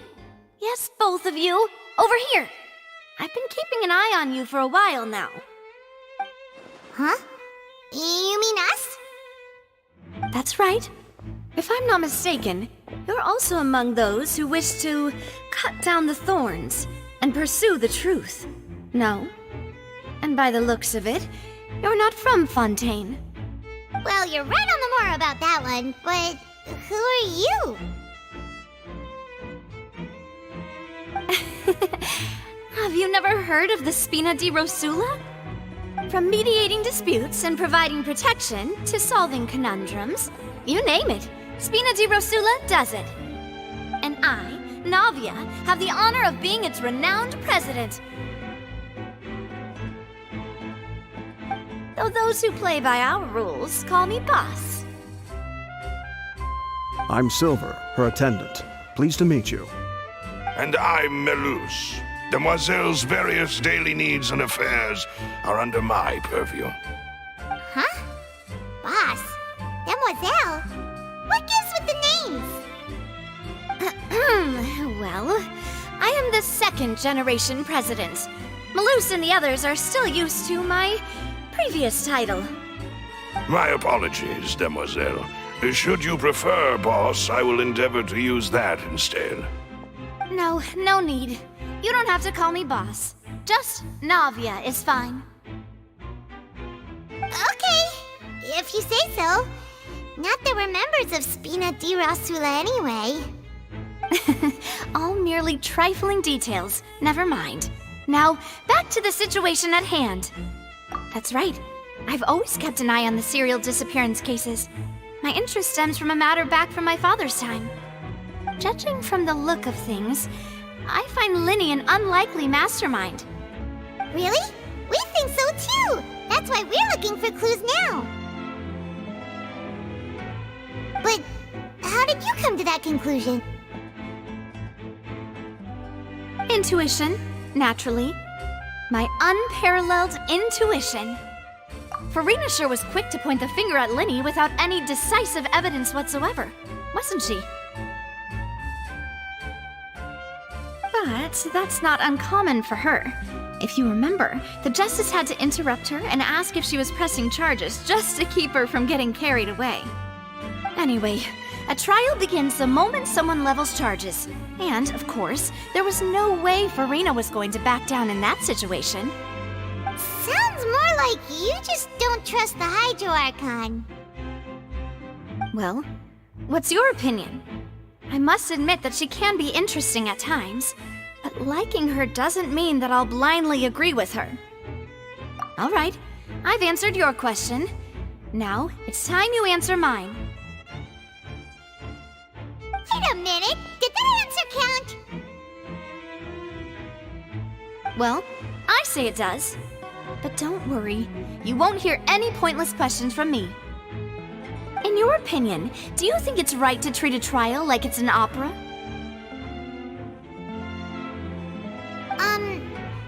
Well? And why would that be?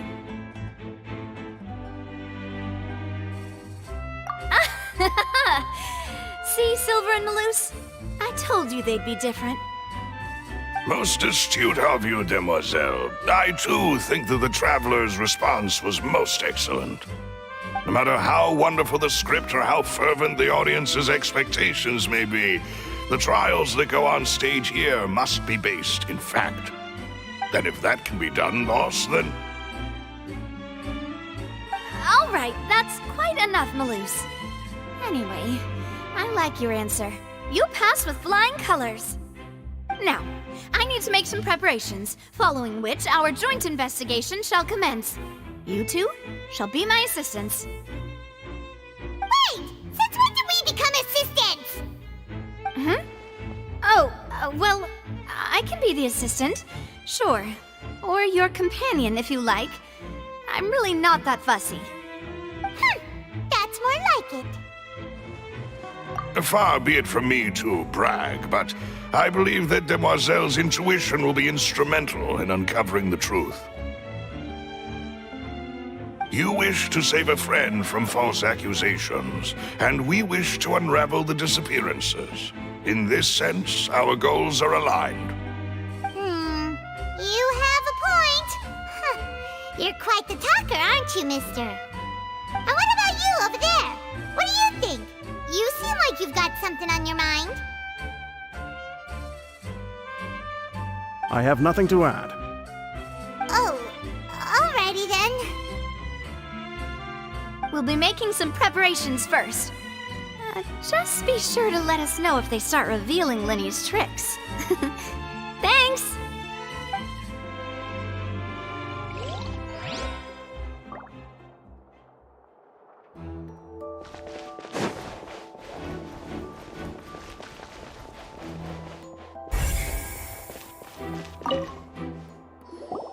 Sorry, but no one can freely enter or exit the Opera House at the moment. If you wish to leave, you must register your identity with us first.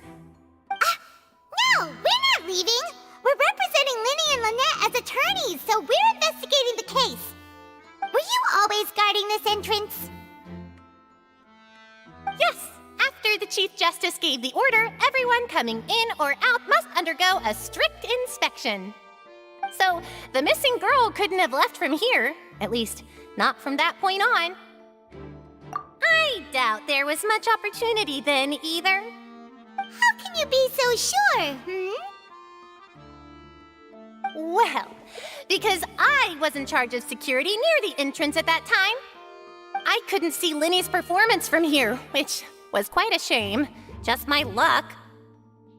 But still, I did not abandon my post, and I stayed put no matter how loud the applause was. If someone had so much as even approached the door, I would have noticed it, let alone if they had tried to leave. We Melazines are good at that sort of thing, you know. So, it's safe to say the girl couldn't have left through here. Alright, thank you for your help. This'll be useful info.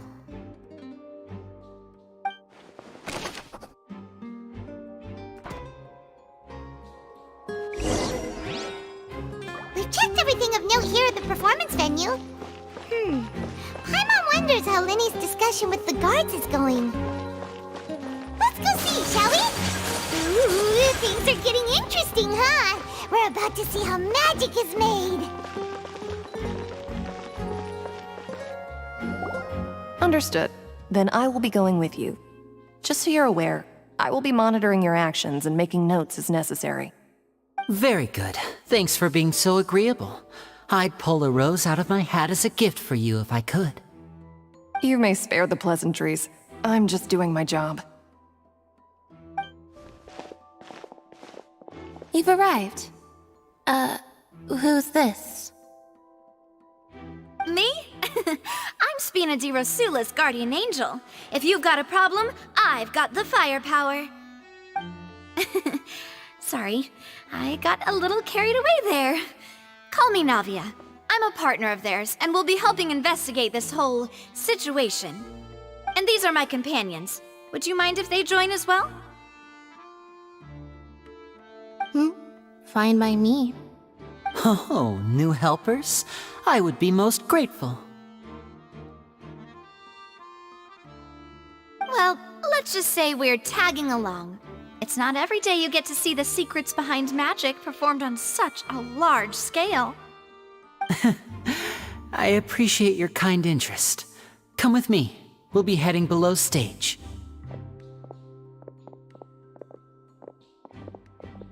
Huh? Below stage? Yes, a world of secrets is hidden beneath this magic box, prepared specifically for this switcheroo trick.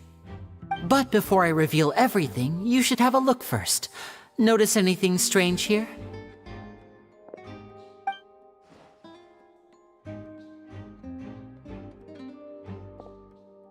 I'm not trying to be dramatic. Remembering the details of a trick will help you understand the methods used to perform it more easily. Huh. Weren't there balloons and other decorations here? Where did all that go? Ah, good eye. That said, you're still far from discovering the answer.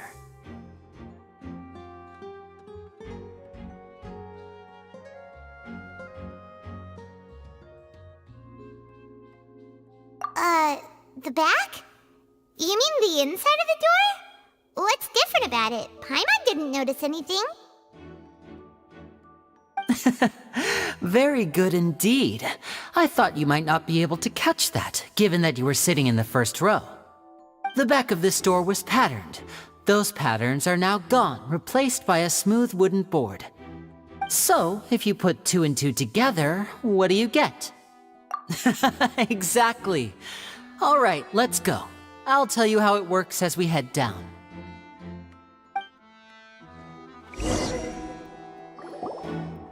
Oh, so there was a passageway under the magic box! I knew you'd figure out most of it as soon as you saw this place. The 2 magic boxes are positioned right above the 2 entrances of the tunnel. See this flatbed trolley? The box with the lucky audience member in it would be shuttled over to the other side using the trolley. This trolley can raise and lower and even rotate, ensuring that the box will face in the right direction. I see. So that's the purpose of the box inside another box. Precisely. The inner box would descend after the audience member was put inside and be moved along the trolley, all while the outer box would remain on stage as if nothing had ever changed. So that's how you did it! Once the box was lowered, the trolley would store some energy through this device here, with which it would complete the rest of the steps. The audience member would only be able to feel some slight movements in the dark, and by the time she walked out, she would already be back on stage. Right! You were talking that whole time, and you even came out for a moment near the end! Ah, yes. A phonograph operated by Lynette was used to achieve that effect. My assistant and I had already scripted our conversation beforehand. When the countdown began, I had already gone to the opposite box via a tunnel using that ladder. And what about Lynette? Where was she? I was in the mezzanine space in the back of the box. Oh, interesting! That's how we were able to coordinate Linny's lines with the assistant. And, by the way, I was the one who walked out of the box at the end. I mean, we are twins. All it takes is a change of clothes and no one can tell who's who. And that's my favorite part of this trick. Only Lynette and I can perform it. So that's how it all worked! Wow, every detail you revealed was more amazing than the last!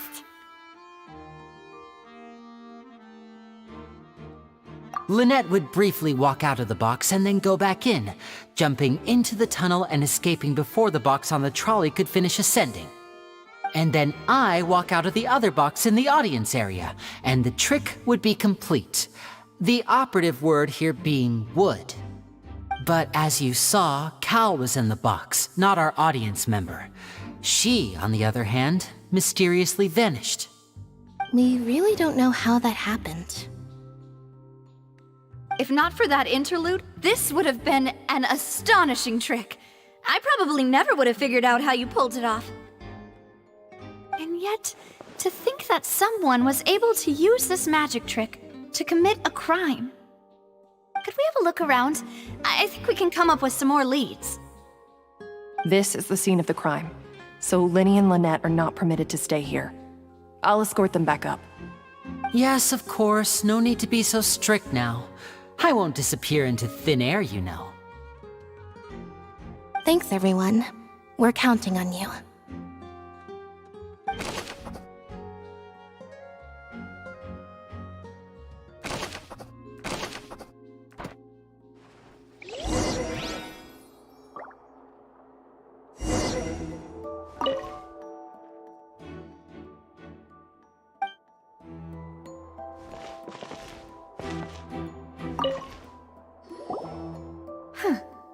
What's this?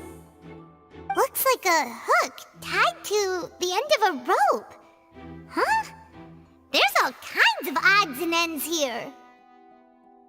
Perhaps it was a prop for a different trick. But why would it have been left here?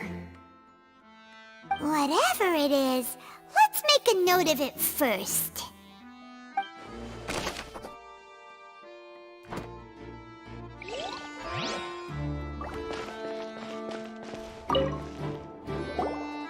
The floor is wet. Please be careful not to slip. Speaking of which, why would there be water here? Oh, Paimon knows! It's one of those tricks where you pour water into a jug and then flip the jug over only for the water to disappear? And here's a broken vase. Huh. Did the trolley knock it down while moving? That can't be.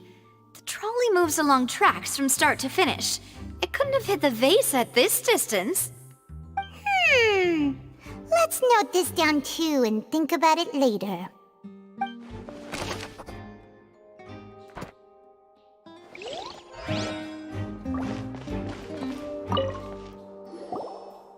Oh, these are the clothes that the lady chosen from the audience was wearing, right? Her clothes are here, but she's nowhere to be found. Right. And do you really need to do that if you're kidnapping them? Ugh, this is so confusing. Paimon doesn't want to be a detective anymore.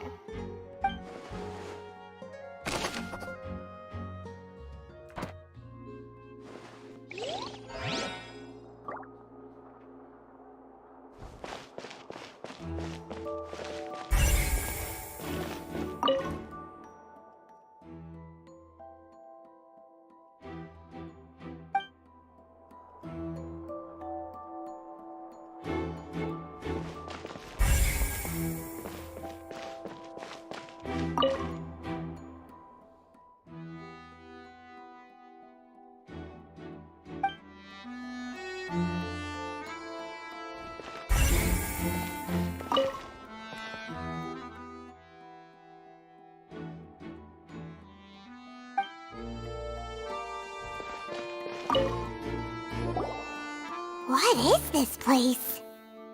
It seems someone could fit through here. Huh. Could this have been the suspect's escape route? Alone, perhaps. But if they had to pull another person with them, the space would be too narrow. But there are no other ways in or out of here.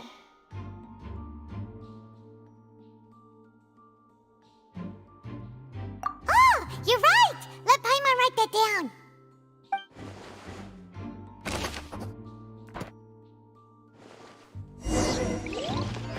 Seems we're just about done investigating down here. Yes. Let's head back up.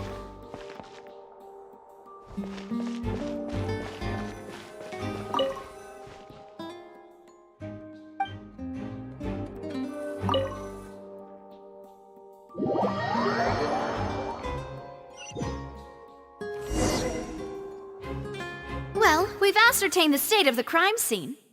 Let's find a place to sort out our findings once Malus returns. Seems to me that there are several things that don't add up here. Apologies for the wait, demoiselle. So, what did the guards say? Did the criminal escape through the vent? They believe the odds of that are very low, since the vent leads to the Opera House's basement. The guards have checked the area carefully. No one left through the basement during the performance or after the incident, and no one was found hiding there. So the tunnels become like a secret chamber then! You know, like the kind you usually see in novels. The plot thickens. Halsey's disappearance and Cowell's death are both quite inexplicable.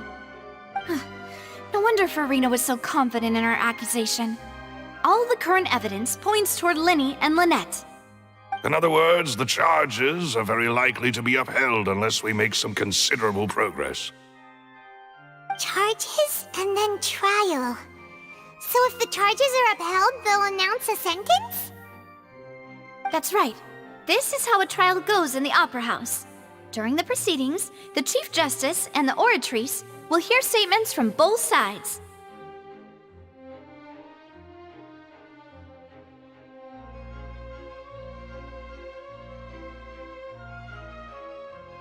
That's right. This is how indemnitium is produced. The statements from both sides, the defenses from attorneys, witness testimonies, and even the audience's emotions will all be projected on the Oratrice. To put it simply, it's as if the Oratrice has its own will and is a judge in its own right. This also precludes any kind of favoritism on the part of the Chief Justice. Not that this has ever happened anyway. Once both sides have finished speaking, the Chief Justice will make his final decision. This, too, will be used by the Oratrice as a reference. Then, finally, the Oratrice will be consulted by officials. The result it returns is the will of justice itself. Huh? So that machine is the one that actually decides? Paimon thought Neuvillette called the shots. In practice, there is very little difference. Both have always come to the same judgment, which is why people have great faith in the Chief Justice. Ah, yes, the guards also asked me to convey that none of us will be allowed to leave this place before the trial. Huh? Why? Because we've chosen to act as the twins' proxies. That makes us persons related to the case. They're concerned that we might be colluding with outside parties, or that we might find outside help to disrupt the case. And even if that were not so, it could prove problematic if we happen to spread key information about the case ahead of time. I'm ready to break out at any time. Whoa, whoa! There's no need for that! Paimon thinks they have a point. That said, are they providing food? Of course. I just hope you don't mind the lack of options. I'm afraid that catering to all tastes is not in the cards, nor is any guarantee of balanced nutrition. In that case, let's just sort out our findings together here. Pity. I was hoping to take you to try some of Fontaine's famous desserts, too. I mean, what better way to properly think through our findings than over some tea and sweets? Huh. Breaking out suddenly doesn't seem like such a bad idea after all. Just kidding, just kidding. Paimon will still do her best, even if there are no snacks. What do you mean, no snacks? Of course we'll have snacks. If we cannot buy some, then we'll simply make some. Huh? Here? But how? Understood, demoiselle. Everyone, please come with me.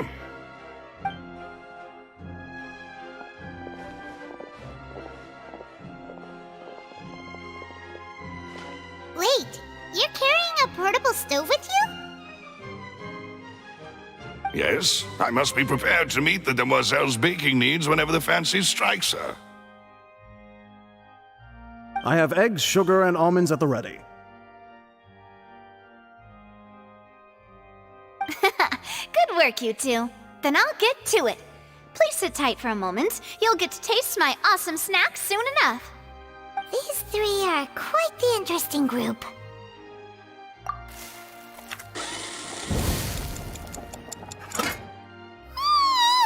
And Paimon thought it smelled good while it was still in the oven! Oh, it's even better now. Paimon can't stop drooling. From the way you had these two guys carrying all that stuff around, Paimon thought you'd have them do more during the baking process. But you ended up doing the entire thing by yourself! Beating the egg whites, grinding almonds, everything! I was applauding. And I was giving encouraging smiles. Paimon was just thinking, aren't you worried about getting your fancy dress dirty beating egg whites and baking like this? Well, I don't think it's carved in stone anywhere that fancy ladies can only read books, sip tea, ride horses, and play the piano. I just really enjoy making snacks. Don't underestimate beating egg whites, by the way. It's a real arm workout. You also need to beat them to just the right consistency, or your macarons will crack. Anyway, give these a try, fresh out of the oven. There's 3 for each of us. Only 3? Well, eating too many sweet treats might send all that sugar to your head. You wouldn't be able to think clearly about the case on a sugar rush, would you? Tea is ready to be served as well. This is Demoiselle's favorite, strong black tea with a floral fragrance that clears the mind and lifts the spirit. No need for concern, I'm merely doing as I should.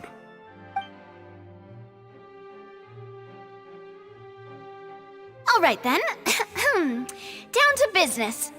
As Paimon mentioned previously, the tunnel seems to be something of a secret chamber. However, we can assume that Linny and Lynette were not alone within it. Some criminal also occupied its sealed confines. The magician twins could have committed the crimes, of course, but they lack any logical motive. Exactly! Why would they do such a thing right when everyone was watching?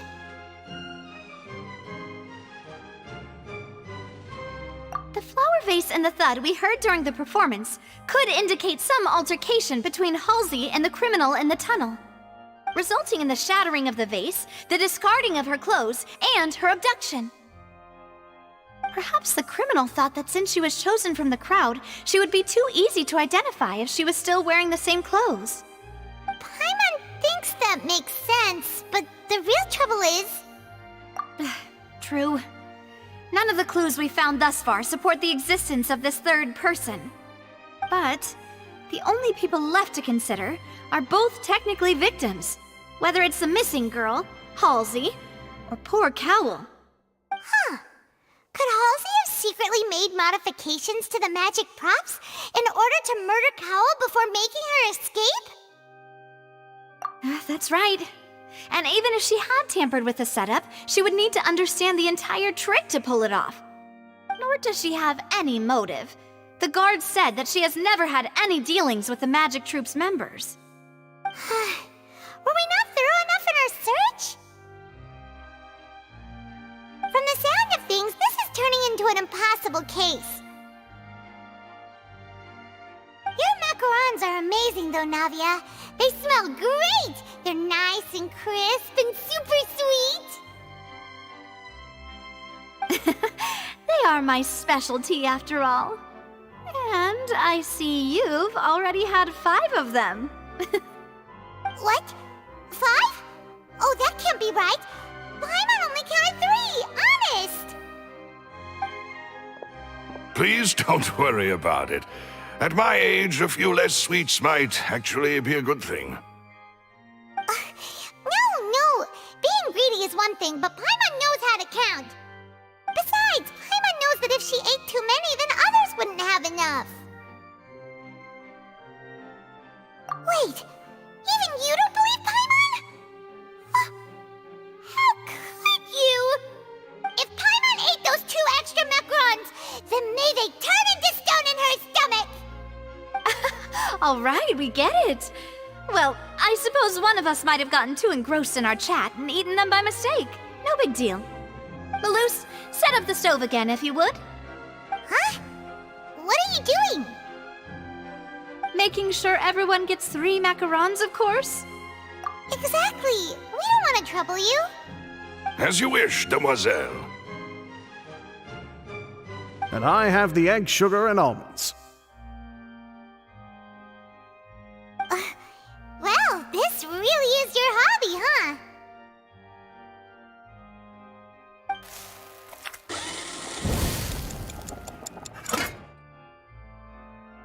Well, that's it for snack time. I'm going to have another look around the area. I don't know what we're looking for yet, but we've still got some time. As attorneys, I suggest the 2 of you think the case over again. It would be awkward if you got all tongue-tied on stage during the trial. Alright, thanks for your help, and for the snacks. It was nothing. A small task for the Spina di Rosula. Silver, Malus, it's time to go. I'll be back if I find anything new.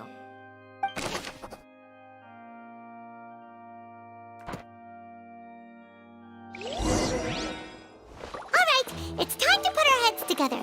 We've got to get our defense ready for the trial. Oh, it's probably gonna be a long and difficult case. There's no point in worrying about that now. We just need to prepare. Here, take Paimon's notes. They should help you review the situation.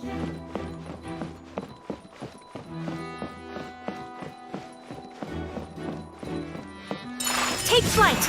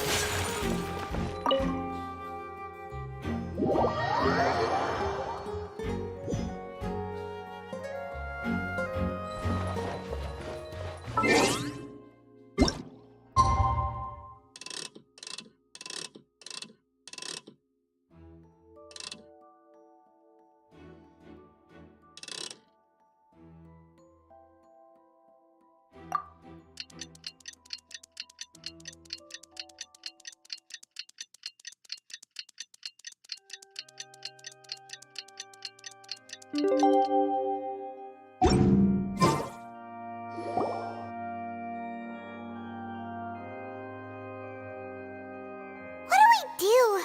The whole situation is so confusing. Good plan. Impossible things don't just happen. We'll get to the truth one way or another. Just relax. Even if everyone else suspects Lenny and Lynette, at least we will be supporting them from the stands. Besides, I doubt Farina understands any more about what happened than we do. Thanks, Navia. Well, we'll be going then. Best of luck to you.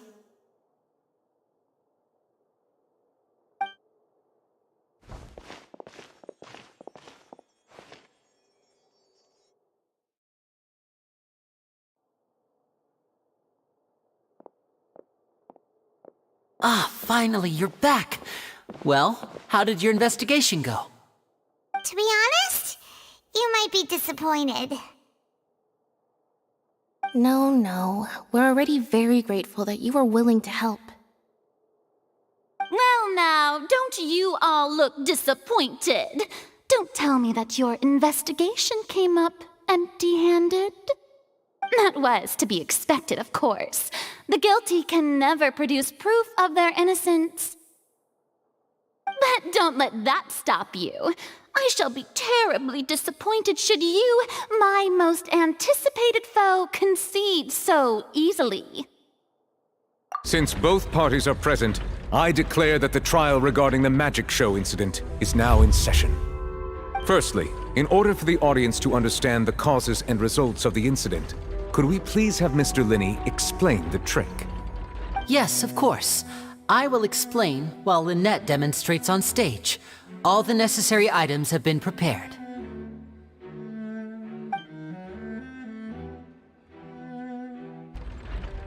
Thank you, Mr. Linney. In that case, I take your statement to be that you ran to and remained hidden within the magic box in the audience stands once the trick began, and thus could not have committed the crime. Is this correct? Yes, that's correct, Your Honor. In that case, I call upon the prosecution. Lady Farina, do you wish to refute his statement in any way? Why, of course I do. Allow me to take the first shot and break this case wide open. Mr. Linney is clearly lying. There is no way you could have been in the box the whole time if you were to abduct Halsey and murder Cowell. In fact, I'd say you were hardly in that tunnel at all. That is simply your hypothesis based on the presumption that I'm guilty. Oh, is that so?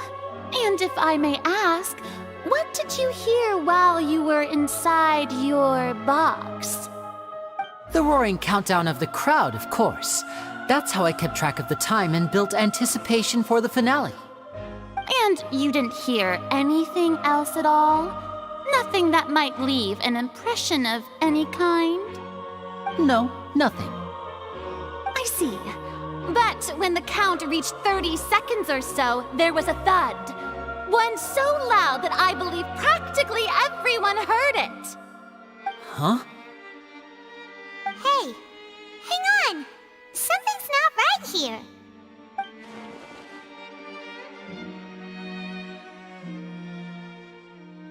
Yeah, I'm sure he could have heard a noise that loud from inside the box. I was right by the box and I definitely heard the thud. Look at those scales. Could those mean... Well then, ladies and gentlemen, allow me to use the words of the magician himself. You never know what can happen in the blink of an eye. Indeed, it seems his alibi can also collapse in the blink of an eye. Of course, I have armed myself to do far more than smash your alibi. Confidence cannot go unfounded, and my foundations are rock solid. Tell me, aren't you and Lynette actually from the House of the Hearth? The House of the Hearth?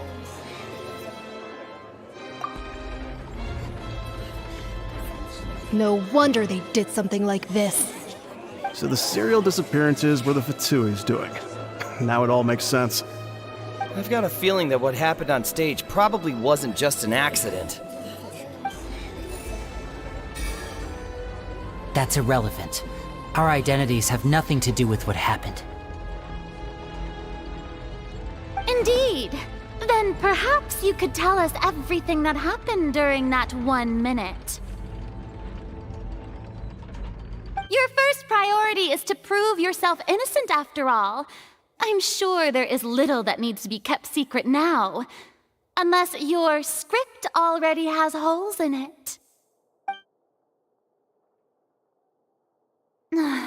The Outlander is speechless. My, oh my, don't they look flabbergasted?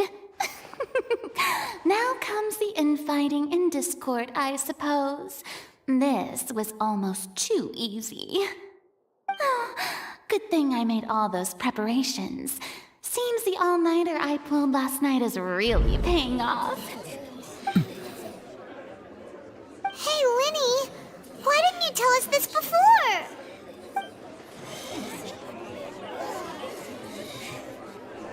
Order! Order! Mr. Linney, allow me to re-establish the facts. Lady Farina has raised 2 points. First, when the thud was heard in the Opera House, you were neither in the box nor the tunnel. Second, you and Ms. Lynette are both members of the House of the Hearth. Are these claims true?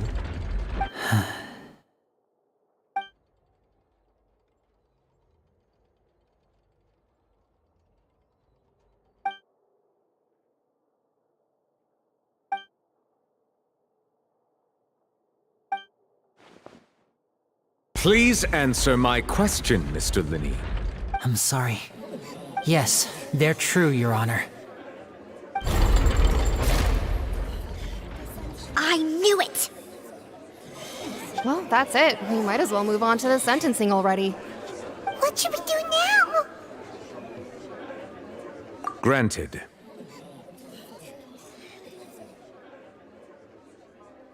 In that case, what is your request? Is that really necessary? They're already as good as guilty.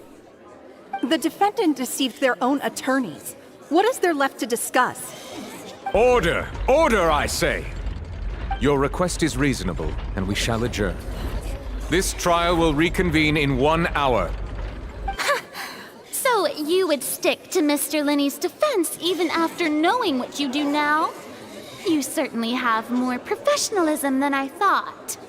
In that case, my dear audience, let's allow the joy of victory to steep for a little while longer.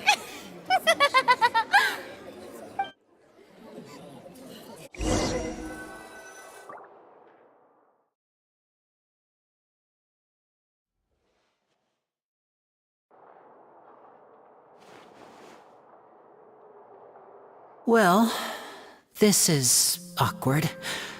I didn't think the Hydro Archon would dig all that up. I'm sorry, Traveler and Paimon. Yeah, sorry. Paimon doesn't know where to start. We trusted you two. We based our entire reasoning on the assumption that you weren't bad guys. Not to set the wrong tone or anything, but Paimon's really mad! I'm very sorry. I know you're angry, and reasonably so, but please, let me explain. I know you've clashed with the Vitui several times before. I wouldn't be surprised if just hearing the word is enough to make you upset. But our organization is very, very large, and the Harbingers have very different personalities and goals. Right now, we want to save people. As many as we can. That's right. I'm sure we're on the same page when it comes to this nation and the disaster that its people might face. I knew if it weren't for our respective identities, we could become good friends. That's why I didn't wish to flat out lie to you, but chose to hide some details instead. The truth is very important, but being completely transparent about everything would see us spending more effort than we need to. Right. So, you be the judge. Heck, if I were you, I fear that I'd even struggle to trust me at this point. You met a Fatus who works as a magician, a trickster by trade. All by coincidence, too. But still, I'm asking you to trust me. I am no criminal. At least, not in this case. Sorry. Please forgive us. Well, you both say that, but... Right, let's hear your answer first, and no lies now! Of course. I'll answer any question you ask. We've been trying to find out how the Oratrice operates. We want to know why it has a consciousness. Why can it deliver sentences accurately? During our investigations, we learned that the machine's core is beneath it. From that moment on, Lynette and I have been designing this box swap trick, with the objective of getting close to the core. Is that why you needed a whole minute? That's right. In truth, the audience would take about 75 seconds to count down from 60, while I would only need 15 to get to the opposite box. So, after jumping into the tunnel, I accessed the Opera House basement via the vent, and went to investigate the room in which the core is stored. That air vent was created during the construction of the tunnel specifically to execute this step. Well, nothing. As soon as I reached that room and was about to investigate, I heard someone's voice. Which should have been impossible, of course. I was quite certain that I was the only one in the room. That voice seemed to recognize me and tried to speak to me. I chose to err on the side of caution and retreated the way I came. On the way back, I saw the broken vase and the clothes on the ground, but the countdown was almost finished, so there wasn't time to give it any thought. After that, the homicide occurred just as you saw.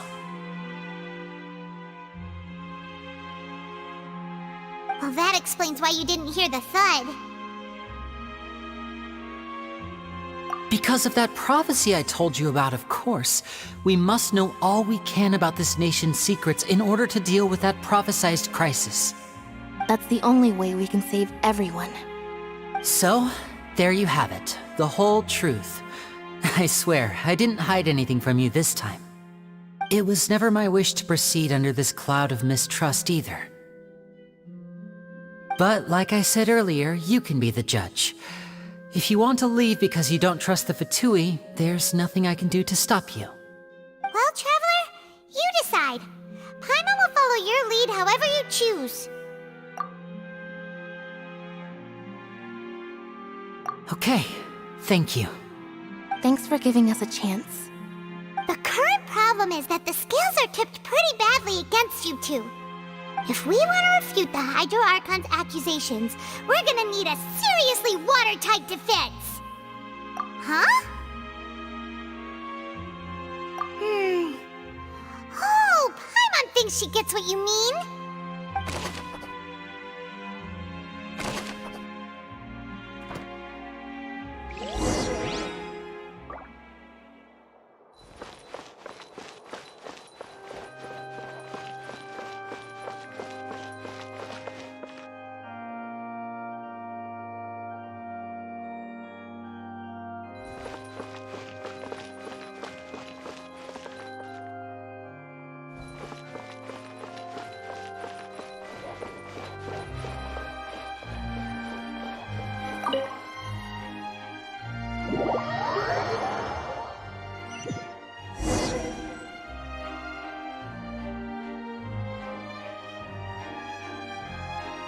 Both parties have returned to their positions. Let us continue the trial.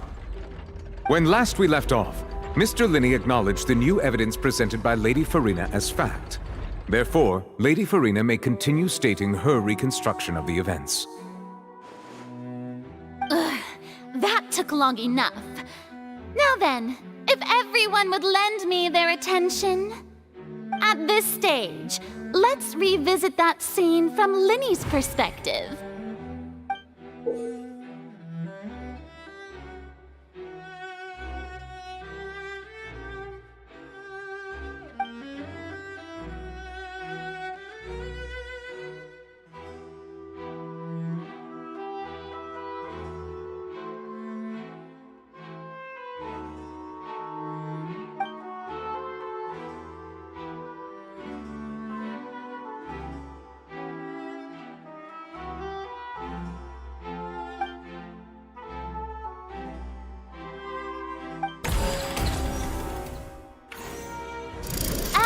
countdown began, he entered the tunnel. When the flatbed trolley passed, he opened the box and got into an altercation with Halsey, which caused the loud thud. He did not realize that this sound could be heard by everyone in the opera house, which is why he claimed earlier that he could not hear the sound. Finally, he used the vase to knock her out, before making her change clothes to prevent others from recognizing her. At this time, Cowell arrived in the tunnel, having heard that strange noise, and caught Linny red-handed. So Linny proceeded to knock him out too before stuffing him into that box. Afterward, Linny passed the unconscious Halsey to his accomplice through the magic box in the audience stands, before operating the devices such that Cowell's death would be ruled an accident. And there you have it. That's the truth behind what happened. Does the defendant's side have any objections to Lady Farina's description of the events? The key to refuting Lady Farina is the order of events, what Linny experienced, and what he saw.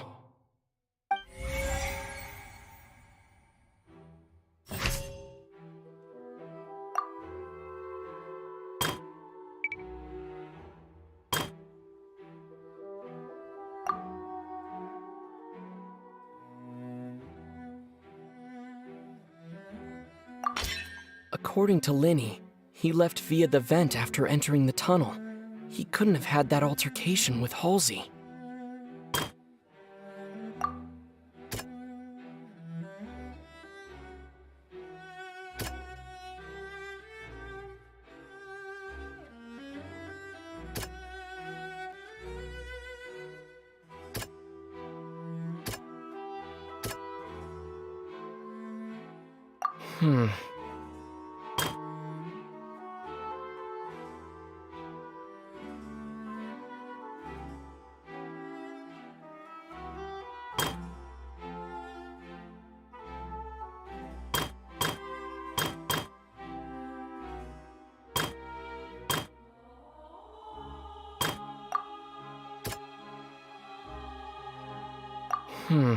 Seems this won't produce a particularly effective rebuttal.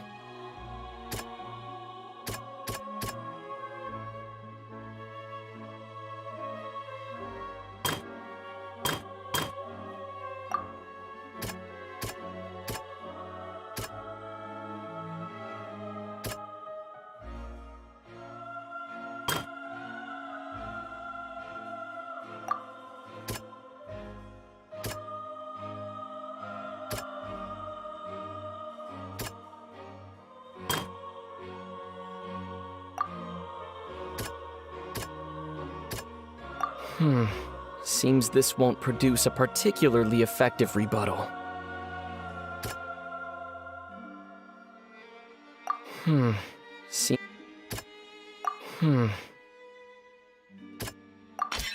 Linny did not take part in the underground altercation. He only witnessed traces of the aftermath.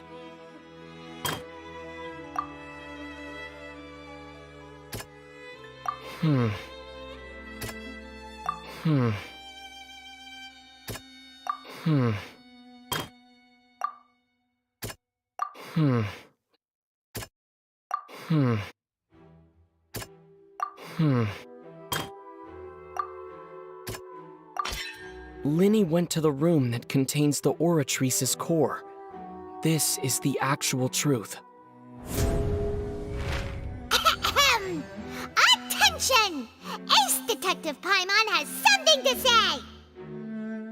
When the countdown started, Linny did indeed go into the tunnel. But he immediately used a vent to access the Opera House basement, which is where the underground core of the Oratrice is stored. Once he reached that area, he heard a voice in what should have been an empty room. Since he felt something was amiss, he returned immediately. The crime scene had already developed by the time he reached the tunnel again, and in order to complete the magic trick, he did not remain there for any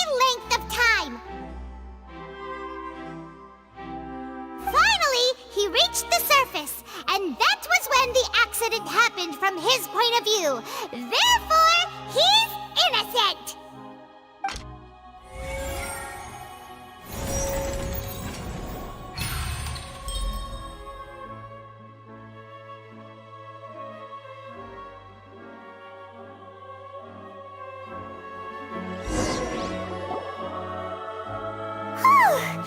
Paimon did it! Paimon actually managed to say all that! Wasn't it awesome?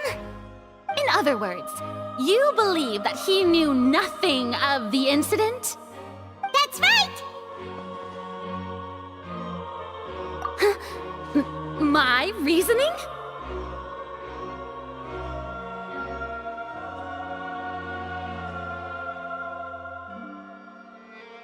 If that's the case, then if Cowell hadn't entered the tunnel, who was the entire setup meant to kill?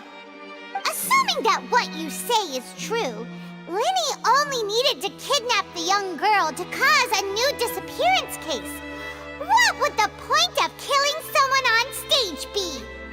Oh, they have a point. That's right, you tell them! And that's why they're partners of mine. They've managed to turn things around. Oh, well, your denial is very strident, I'll give you that. But what proof do you have to back your claims?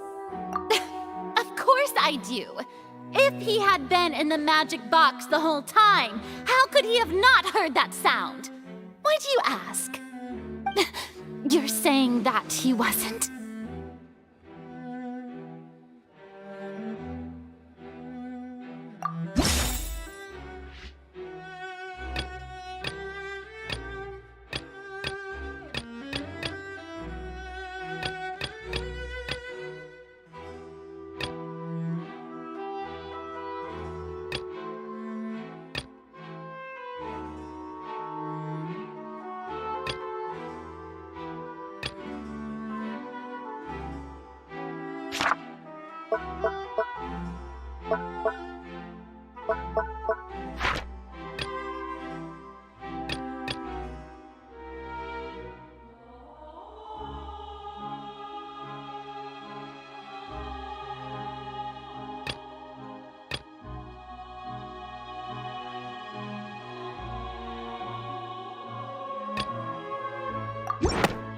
That's right! Linny wasn't in the box or in the tunnel. That's why he didn't hear anything strange during the performance. This means that when the crime happened, Linny had already entered the basement via the vent. The same clue you used to disprove his alibi has now become the best proof! Ha ha! How do you like that? Well played. To think you'd use such logic. Well then, if it wasn't Linny who committed the crimes, then who was it?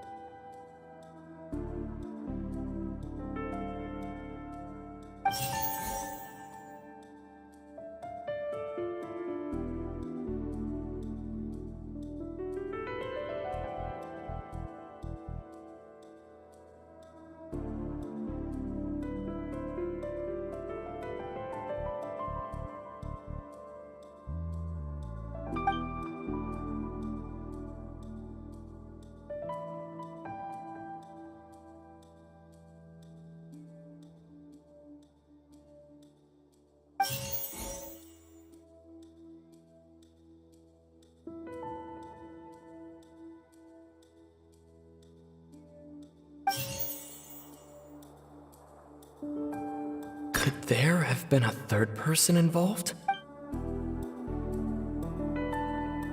The deceased's name is Cowell, Linny's assistant. Could there have been a third person involved?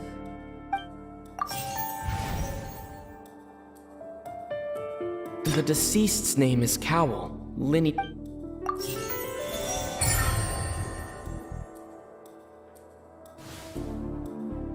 Huh? That can't be right. Are you serious?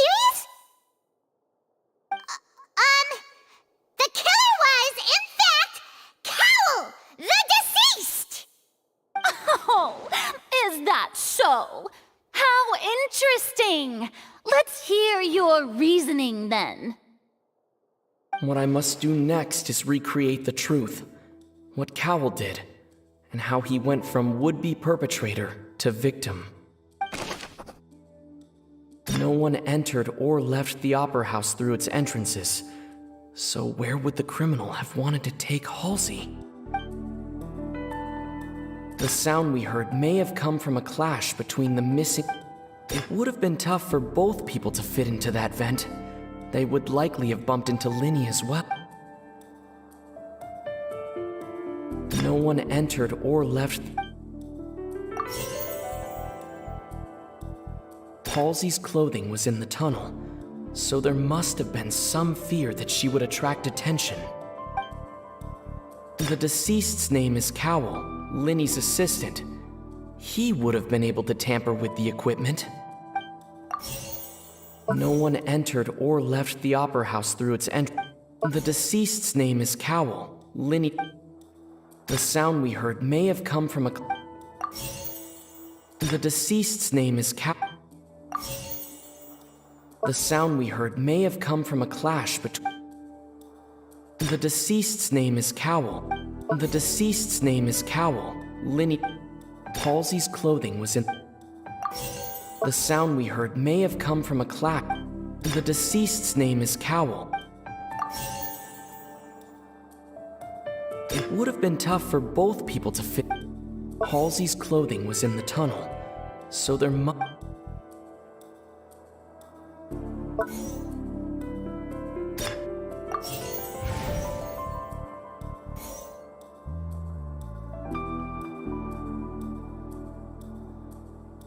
It would have been tough for both... Halsey's clothing was in... The deceased's name is... No one entered or left the The sound we heard may have come from a... No one entered or left...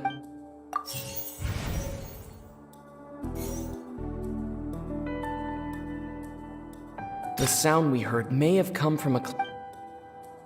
Linny was not in the tunnel at that moment. The sound we heard may have come...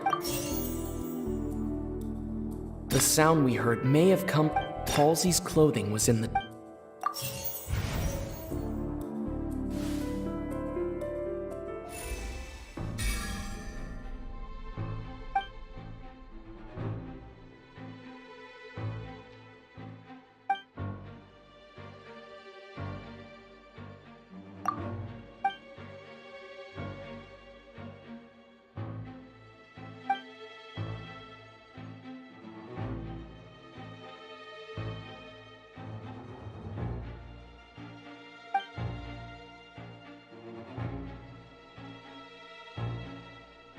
What's wrong, Traveler?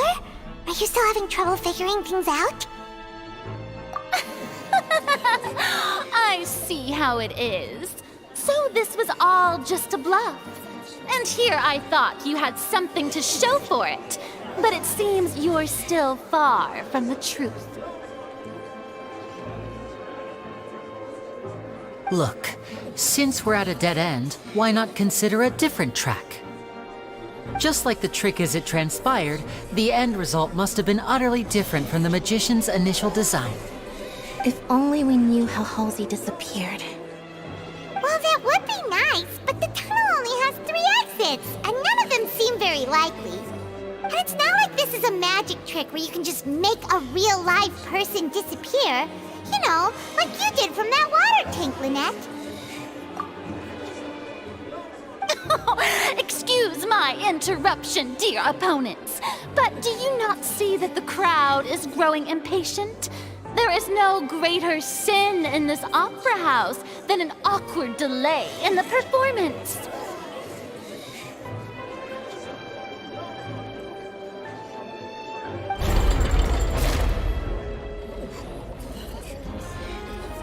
If the defense is unable to make further effective arguments, we will move on to the next stage of the trial. Linny was not in the tunnel at that moment. The sound we heard may have come from a clash between the deceased's name is Cowell, Linny's assistant.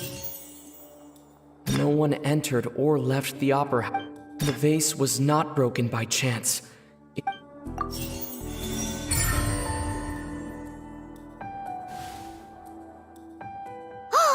Paimon gets it! It all comes together if Halsey disappeared instead of being kidnapped! Lynette escaped from the water tank, vanishing gradually and leaving only clothes behind. If there's a similar method where a person could be transformed into water... Just a moment, please. I do hope you know how preposterous you sound at the moment. How could a person ever be transformed into water? This is reality we're talking about here, not some magic trick. Must we really? I should think that of anyone. Your friend Linny already knows this truth very well. Magic tricks are ultimately just illusions and misdirection. But Halsey's disappearance is very real. We're talking about two completely different things. Even so, I trust the Traveler's judgment. The truth must be out there somewhere. Perhaps some new line of reasoning may open if we try to gather all the focal points that don't make sense. Since Cal was the deceased, we haven't placed much attention on him. But given that we aren't making much progress with the case, it wouldn't hurt to have a look at his belongings, would it? People really do come up with all sorts of harebrained schemes when at the end of their rope. The way I see it, your suggestion that we broaden the scope of our investigation is nothing but a tactic for stalling the trial.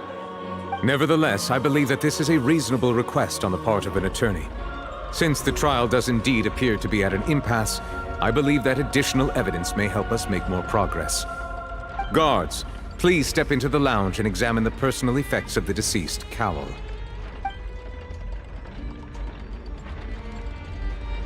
We are still examining the items, but we have already made critical progress that we feel must be shared with everyone post-haste. We discovered several test tubes of fluid within Cowell's baggage, each labeled separately. The notebook in his backpack claims that these fluids are water from the primordial sea. The primordial sea? The note's contents also indicate that Cowell belonged to an organization that sells illegal drugs and that he had an accomplice. The notebook has many entries concerning safe usage of these fluids, in which the keyword dissolve appears many times. One of these tubes was labeled Opera Epiclese, along with yesterday's date. It is empty. The notes also state that these dissolution properties work exclusively on people from Fontain. It's likely that Halsey was chosen as some sort of test subject. As such, we believe that the defense's hypothesis is, in fact, supported by sufficient evidence. You've got to be kidding! People dissolving into water?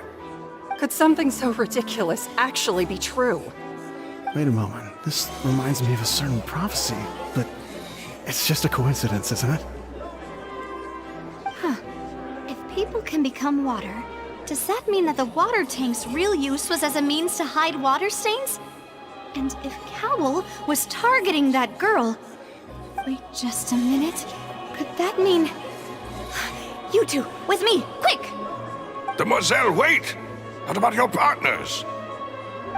Let's go. Just trust me. Order! Order!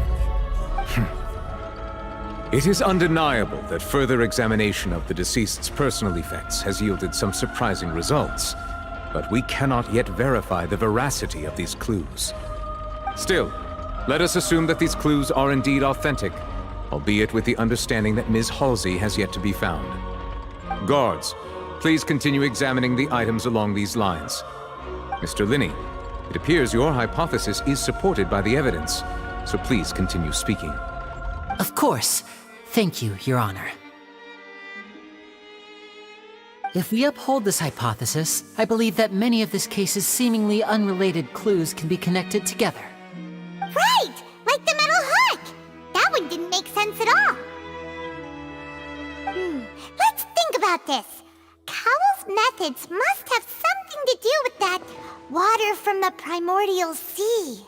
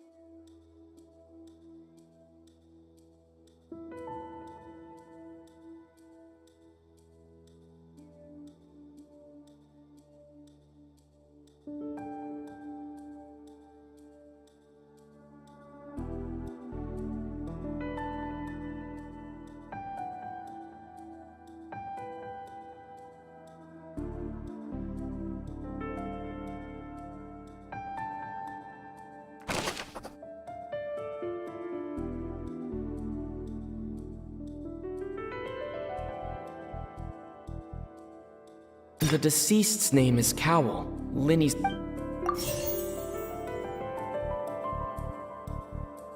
The water from the primordial sea... The water from the primordial sea should... Now it seems like the hook rope was not meant for another magic... The water from the primordial...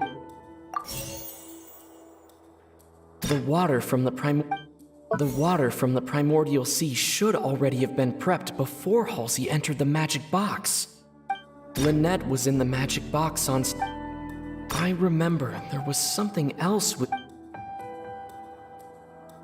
Now it seems like the hook rope was not meant for another magic trick. The rope that held the water tank up was lit by the firework. The water from the primordial sea should... Now it seems like the hook... The water from the primordial...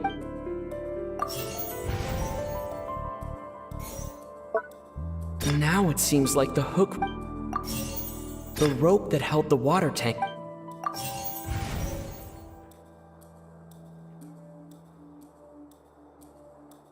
Lynette was in the magic box on stage. I remember there was something...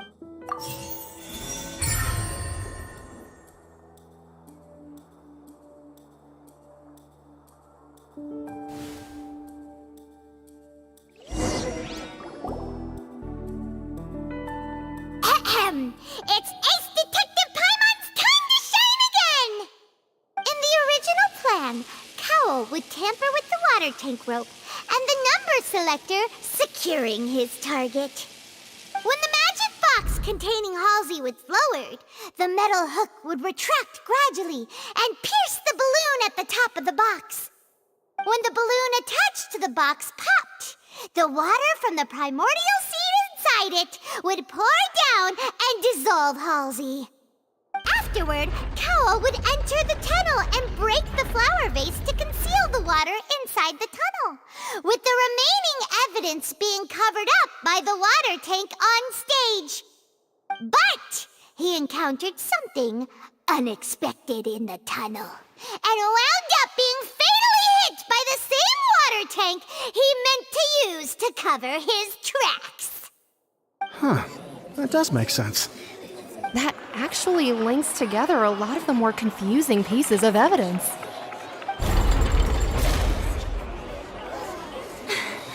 Oh dear, what do I do? Even I think they sound convincing now. Have I falsely accused an innocent person? What a humiliation. Now, it seems like the only point of contention remaining is the exact circumstances that led to Cowl's death. His notes mentioned he had an accomplice who could be related to the situation. On that note, the guards have just contacted me indicating that they uncovered new evidence. I shall now invite him on stage to share it with us. Thank you, Your Honor. We were just inspecting the luggage of the other people involved in this case. And we found an identical sample of the water from the primordial sea among Linny's personal effects. What? That can't be. Oh, I see. Well, how wonderfully comedic to have your own counterattack only to come back and wound you. Does this not clear all doubt? My dear citizens, my loyal audience, allow me to present my reasoning and bring this performance to a swift close.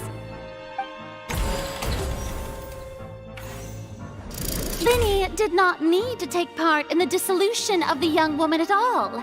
Indeed, he did leave the scene via the vent. Having made modifications to the props beforehand, his accomplice Cowl then caused Halsey to vanish using the water from the primordial sea.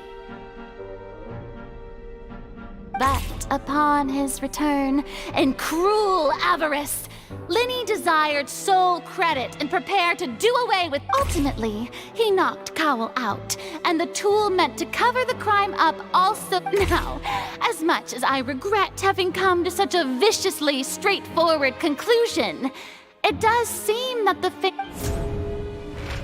Am I right, Miss? We've used up all the evidence we collected. Is this the end of the road? Oh no. Paimon can't think of anything either. It doesn't look like there's any way around this. Seems using the water as new evidence was too good a move. Oh, why did this have to happen now? I think we've all seen enough now, and we have ample witnesses to my flawless reasoning. I believe this is indeed the finale. Now then, my good, noble Chief Justice, should we not, in your view, move...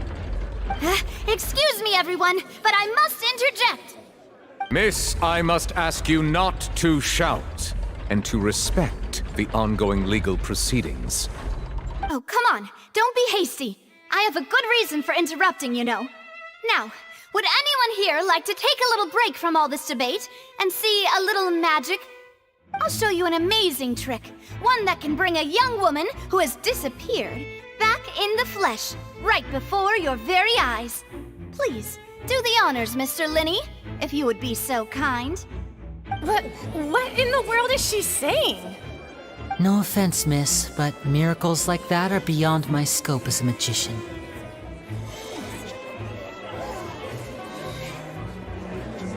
Come on now, don't be silly. Magic is all about misdirection, isn't it? It often conceals the truth while presenting a fascinating illusion. But once everyone believes the illusion, can't magic reveal the truth to them once again? And wouldn't such a trick be the most marvelous finale to today's performance? Come on, Linny and Lynette. Give it another go. Don't worry. Spina di Rasula has made the necessary arrangements on your behalf. But, as the magic makers and stars of the show, I think I should leave the final performance to you. I understand.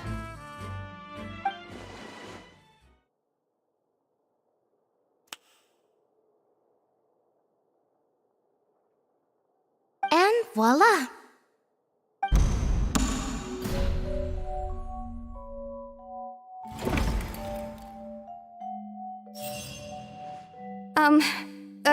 Sorry for the interruption. Wait, isn't that Halsey? So the whole thing about people dissolving wasn't true after all? To be clear, I'm only here because this person told me that if I testified, the merit of doing so would lessen my sentence. I was hiding outside this room listening to the proceedings because I was afraid that I would be the one put on trial. I was just feeling happy that no one had noticed me, and then before I knew it, she caught me. That'll teach you to underestimate us three. Where should I begin? I'm sorry. I'm the one who killed Cowell. I admit it. What? Why? Firstly, my name isn't Halsey. It's Lillian, and I'm originally from Mondstadt.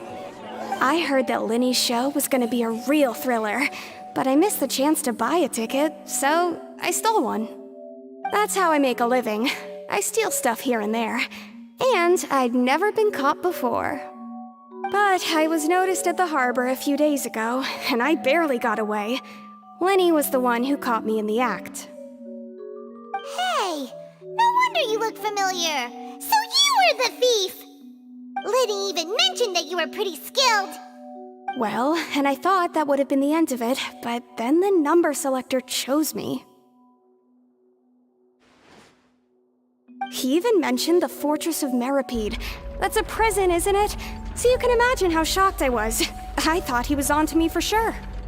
So I played along with the show while looking for an opening to flee, but then I got water poured on me for no reason, and then someone jumped into the tunnel to nab me. I wasn't going to take that lying down, so I knocked him out and stuffed him into the box. There was nowhere to run from there, though, so I had to change my clothes and hide in a box containing performance costumes. I slipped out after the first guard arrived at the scene and continued hiding inside the opera house. Can a person even hide in there?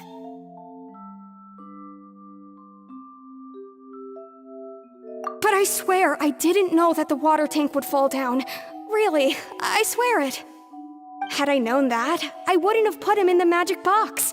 I may be a thief, but I'm no killer. Well, that makes everything pretty clear now, doesn't it? This time, we need to tell the entire story from Lily Ann's perspective.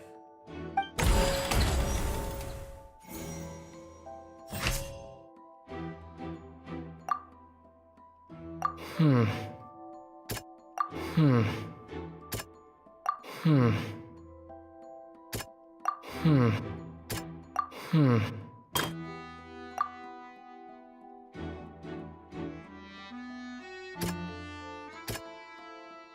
Hmm. Hmm. The strange sound wasn't from a fight. It was Lily Ann's attempt to break out when she was frightened.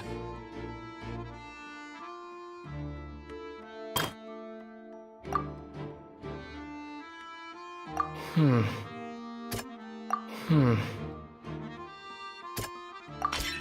The flower vase was not broken to cover anything up, but it was smashed during the struggle between Lily Ann and Cowell.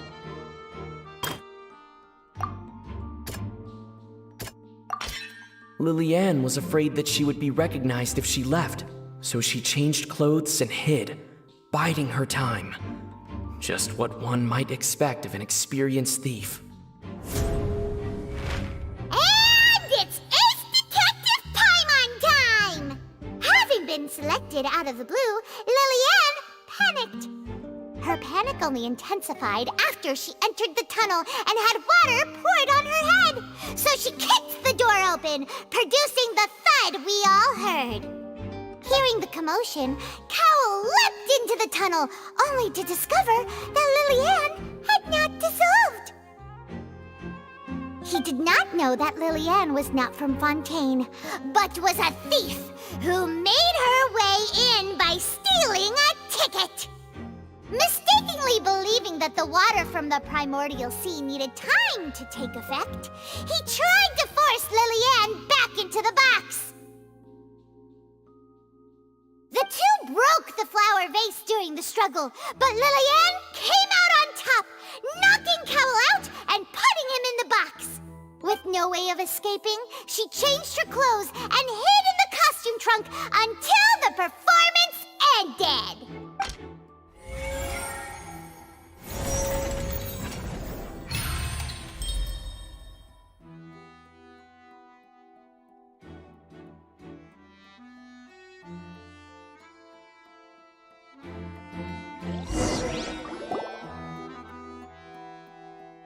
She knew that she would have to go through guard inspection if she tried to leave afterward.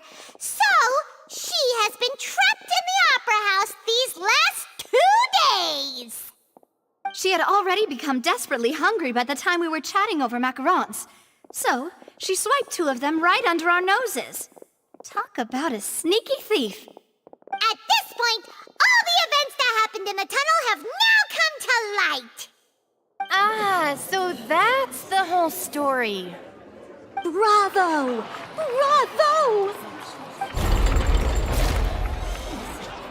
Now then, Lady Farina, do you wish to speak against the defense's statements? Please answer the question, Lady Farina. Also, if I may add, the trial has not yet ended.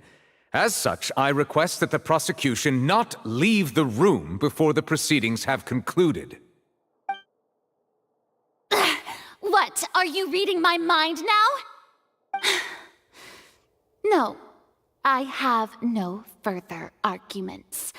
I admit defeat. But really, could you at least have left me with some dignity? Wow, look at that! She's like a deflated balloon now. If there are no objections, then as the Chief Justice of Fontain, I shall once again repeat the full sequence of events. The actual perpetrator of the serial disappearances, Cowell, selected his next victim from the audience reservation list. With some modifications to the selector, he could ensure that the pre-selected young woman would be chosen. To cover up any evidence while committing the deed, Cowell thought of allowing the water tank to fall, which would conceal the water left behind after the young woman was dissolved. He also tampered with the rope suspending the water tank, using the fireworks at the end of the performance to cause the tank to drop and hide the watermarks. He poured the water from the primordial sea into a balloon during the preparation of the magic box and stuck it to the box's lid. Finally, he passed the prepared hook on a rope through the gap in the magic box's door when bringing the young woman to said box. When the magic trick officially began, the box containing the woman was lowered into the tunnel, tightening the hook rope and bursting the balloon containing the water. If all had gone to plan, the young woman would be dissolved at this time. However, Lillian was not from Fontain and thus fled the box with a loud noise. Realizing that there was trouble, Cowell entered the tunnel and met Lillian. Thinking that the waters had not yet taken effect, he decided to proceed. However, his opponent was more capable than he thought, and he was overcome, knocked unconscious, and placed into the magic box, and thus became his own final victim. Lillian, according to her own statements, then changed clothes and hid until the performance ended, before hiding in other parts of the opera house. As for Linny, he was in the underground structures within the opera house, and was thus ignorant of these happenings. From this reconstruction of events, we can conclude that Linny, the accused, is in fact innocent.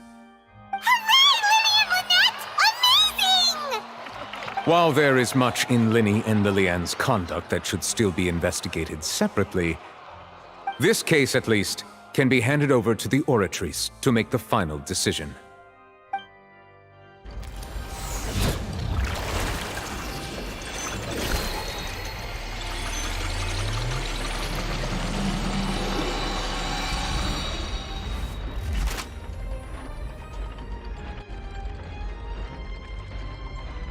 As such, Linny and Lynette are officially declared not guilty.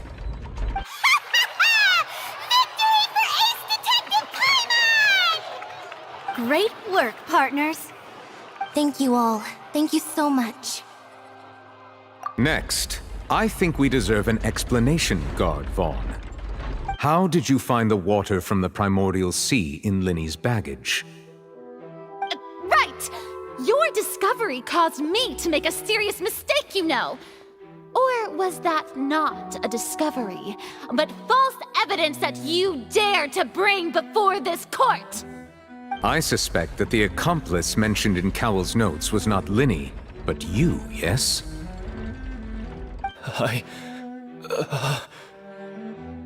I'm sure you know what you must do to lessen your sentence. Speak quickly! Unless you want to earn yourself a one-way ticket to Coupon Town. I was just following orders. We were supposed to place blame for the serial disappearances onto Linny, and thus cause suspicion to fall on the Fatui. The higher-ups said this was the best opportunity to do so. And now that your plan has fallen through, and the secrets of the water have been revealed, you have become a liability to said higher-ups, yes? Therefore, you would be wise to tell everything you know, and seek the protection of the guards. Yes, I'll tell you everything I know. Our boss discovered that the water can cause people to dissolve. It can also be made into a potion, which when extremely diluted, can cause people to experience unforgettable exhilaration. We've been in this business for a while now, and have made decent more off it. The disappearances were also the boss's idea. I mean, this is the boss we're talking about.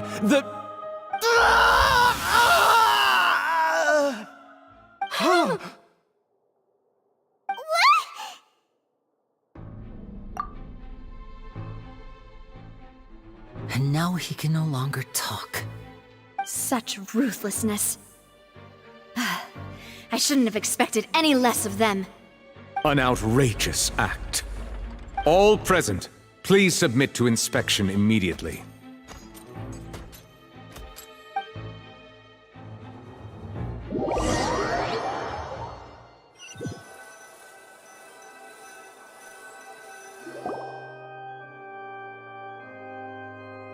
So, we're just going back now?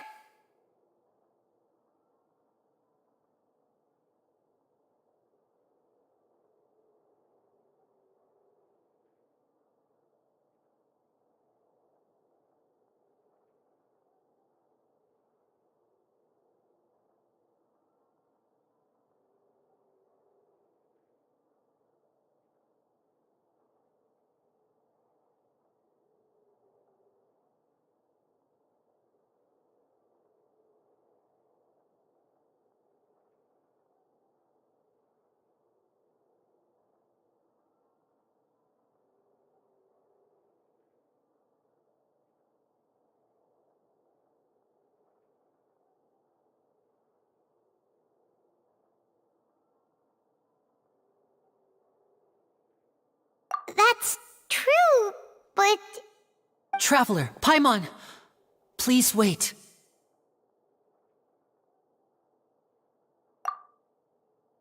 Lenny... I know you may not want to speak to me right now. Maybe you don't even want to look at me. But still, let me thank you again for defending me to the end, even after you learned that I'm a member of the Fatui.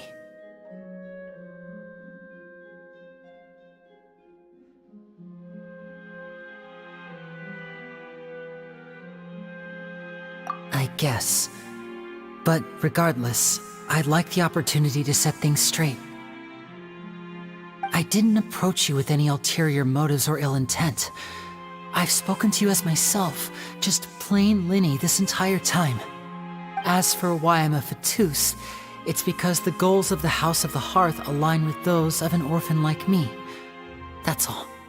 That was how Father, who you might know as the Knave, approached recruiting us back then too. The Knave? The one who controls the House of the Hearth? She's your father? That's right. And since we're here, I was wondering, would you mind hearing a story? It's about my past. Back when our parents first died, Lynette and I were left wandering the streets. To survive, I took to surreptitiously observing an older street performer who did magic. It took me several days to figure out how he pulled off his amazing tricks. I took my sister through several streets until we found a crowded corner, and we began to perform magic tricks there. To my surprise, we proved to be pretty popular, and we could at least stop worrying about where our next meal would come from for a time. But I didn't want my sister to remain a street rat together with me forever. Before long, an aristocrat came to me and claimed that he wished to take us in after watching my performances. So you went from orphans to nobility just like that? That was how we felt at first too. As if fate was on our side and we could say goodbye to those painful days. But I gradually discovered that while we were called foster children, he was really after my talent for magic tricks. He would constantly take me to all sorts of banquets to garner attention, which he would then use to expand his social circles.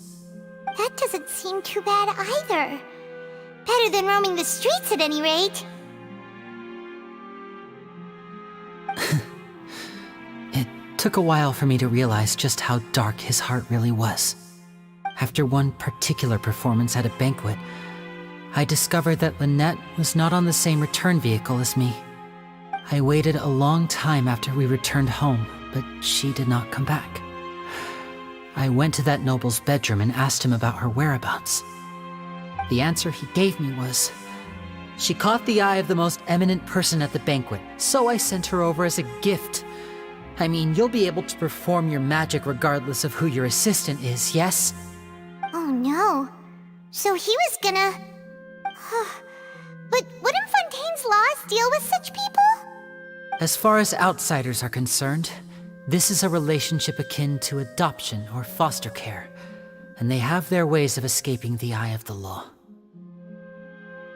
I managed to ferret out the location of the mansion of that so-called eminent person and hurried through the night. But by the time I leaped over the walls, avoided the guards, and made my way in, all I saw was the moonlit ground covered in blood, and the knave standing there in the darkness. So, she'd already taken care of that guy. That's right. She had rescued my sister before she could come to any harm, and had even discovered several girls hidden in a basement, all of them orphans. Father, the knave, might have seen something in me, and so she made me an offer. The House of the Hearth welcomes you, for your interests align with ours. Here, none will ever betray you. Indeed, betrayal shall never be permitted here. I was hesitant to trust her. I had just been betrayed by nobles. But she was also quick to destroy the noble who had taken us in at first, giving us back our freedom. Oh, so that's how the two of you joined the House of the Hearth. She has her own plans. She has gained permission from the Tsaritsa to first use the Gnosis' power once she obtains it. She plans to use it to find a way to break the prophecy and save Fontain. So, she believes in that prophecy too? That's right. The whole House of the Hearth is currently working to combat that crisis. Today's case has also proven that people from Fontain can indeed dissolve into some sort of water, thus further supporting the prophecy. All of us house members here, Lady Arlecchino herself included, are from Fontain. We won't give up on defending our homeland. To us orphans, the only connection we have left to this world, apart from our family, is our homeland. So, from small deeds like distributing magic pockets to huge schemes like stealing a Gnosis, everything is aimed at dealing with that prophecy.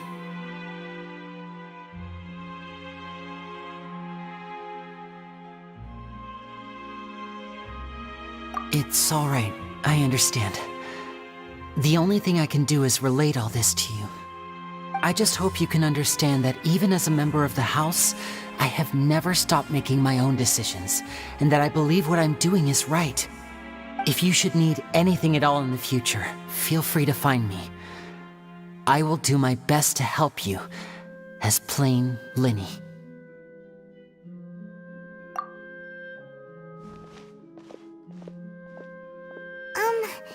Bye, Linny!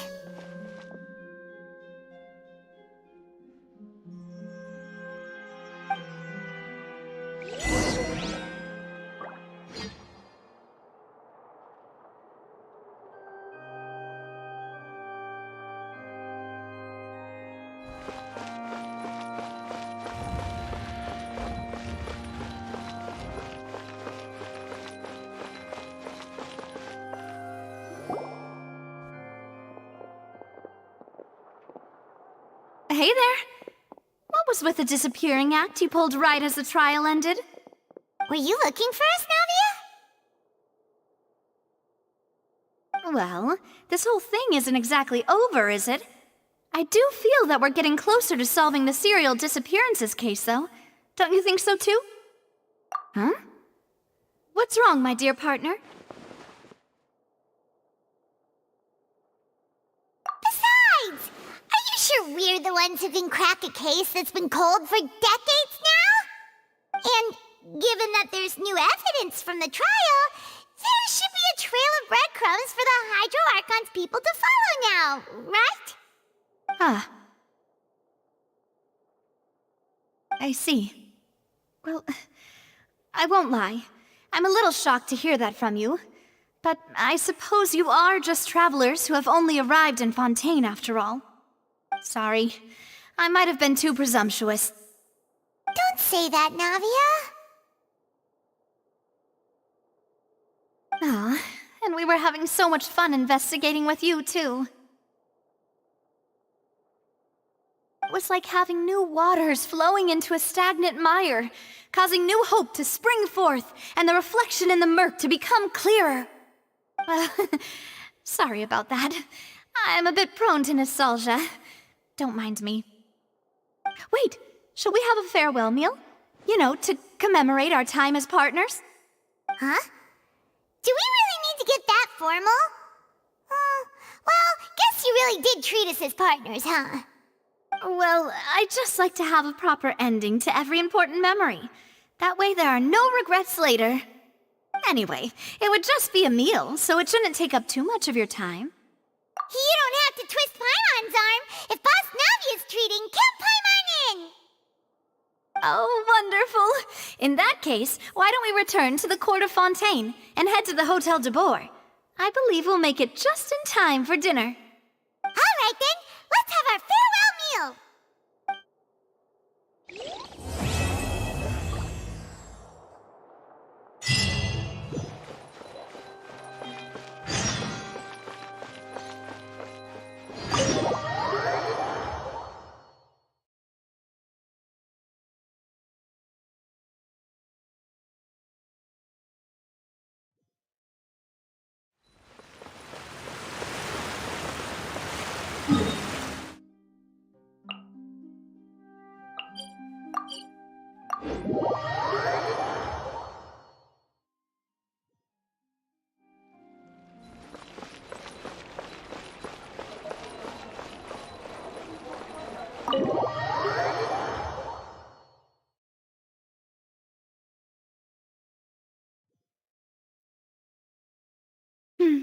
I came here several times with my father when I was little, but stopped eating here as often after growing up.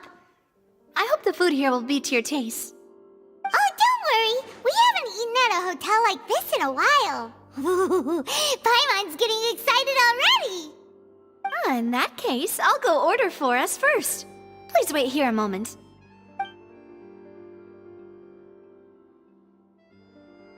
Ooh, everything looks so good. People in Fontaine sure know how to enjoy life. Why, of course. Go ahead, try whatever you like. If the food's good, I'll make a group reservation for the rest of Spina di Rosula next time. And if it's not? Well, then I'll still bring everyone. Albeit with only one dish per table. You, sure have your own way of doing things. Oh, we called this a farewell meal, but we could also treat it like a victory feast, right? We did just win that case after all.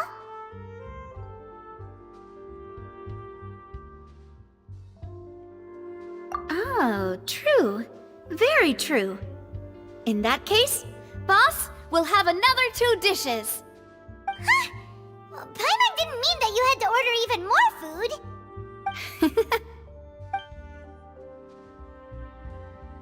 Speaking of cases, do you think that the mastermind behind the serial disappearances will get caught soon now that this has all happened? Well, we've certainly taken a big step forward, but I feel that's about it. We know that there's an organization that means to dissolve these young women, but we still don't know what they are really after. If it hadn't happened right in front of us, Paimon wouldn't have ever believed that a person could be dissolved like that. Right? Yet it was because this was such a preposterous notion that the investigation could never really move forward before. Ugh. If only that guy could have finished speaking! We were so close to hearing who was behind it. In such investigations, even the smallest step can seem like a yawning chasm if the trail of clues is cut off. To be honest, I don't have high hopes for any follow-up that the authorities might conduct. It's not that I don't have faith in their ability, it's just that a different perspective is required in some matters. It's easy to guard against and deceive a single narrow perspective. A shift in thinking is required at such times in order to produce a breakthrough. Which is exactly why the Spina di Rosula exist. Those highfalutin folk are their interest in this business, right? Let's talk about something else. Like, what are your future plans? That's true. I didn't have a chance to speak to her after the trial ended. It didn't really seem like the right time or place to do it anyway. I see. So, your primary objective, which has been foiled so far, was to have a chat with the Hydro Archon. I've heard that there's a long line of people waiting to meet Lady Farina. I suspect you'll be waiting for quite a while, considering that you missed your chance today. Yeah, we've heard that she's super popular here in Fontaine, and that it'll be tough getting any of her time. Well, would you consider some more, unique ways? Perhaps even methods of, let's say, questionable legality? Guess that's Spina di Rosula's boss for you. Chock full of sketchy ideas. Well, what did you have in mind? Well, one way would be to infiltrate a performance troupe at the Opera House, only to abandon your act at the play's climax and ask to speak to her after the performance. I'm sure Lady Farina would be eager to see the ending, and would agree in order to finish watching the play, don't you think? Could you suggest something a little more practical? This plan seems pretty hard to pull off. We'd have to go learn how to act, and acting's really hard. All right, here's another.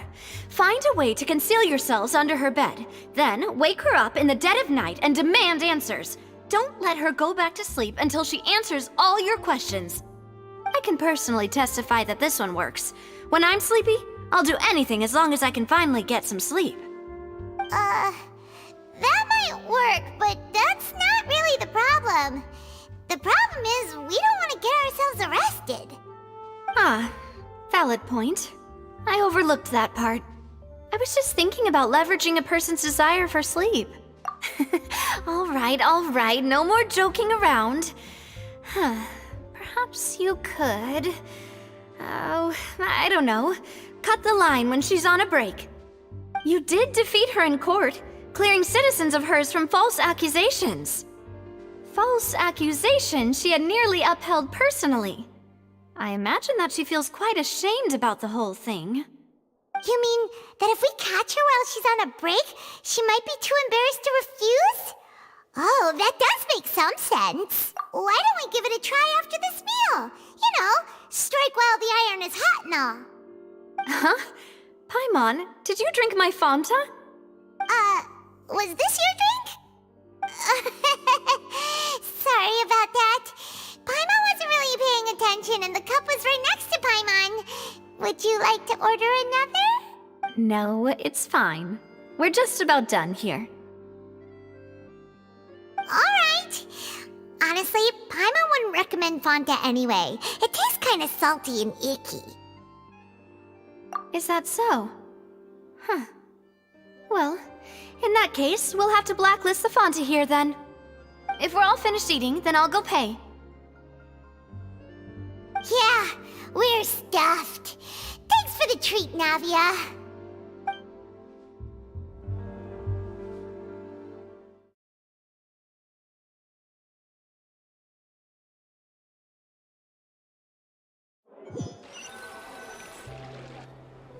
Oh, so full.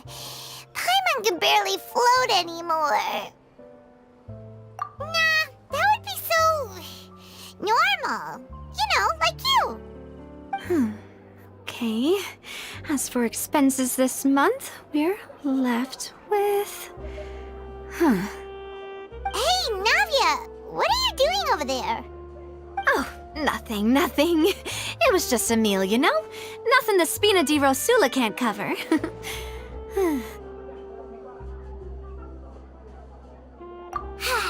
Let's get ready to try to meet the Hydro Archon again.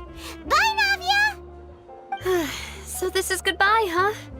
Well, if you do encounter any other trouble in Fontaine, you're always welcome to contact the Spina di Rosula.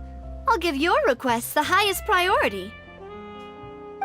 In any case, I wish you smooth sailing. I'll see you again, partner.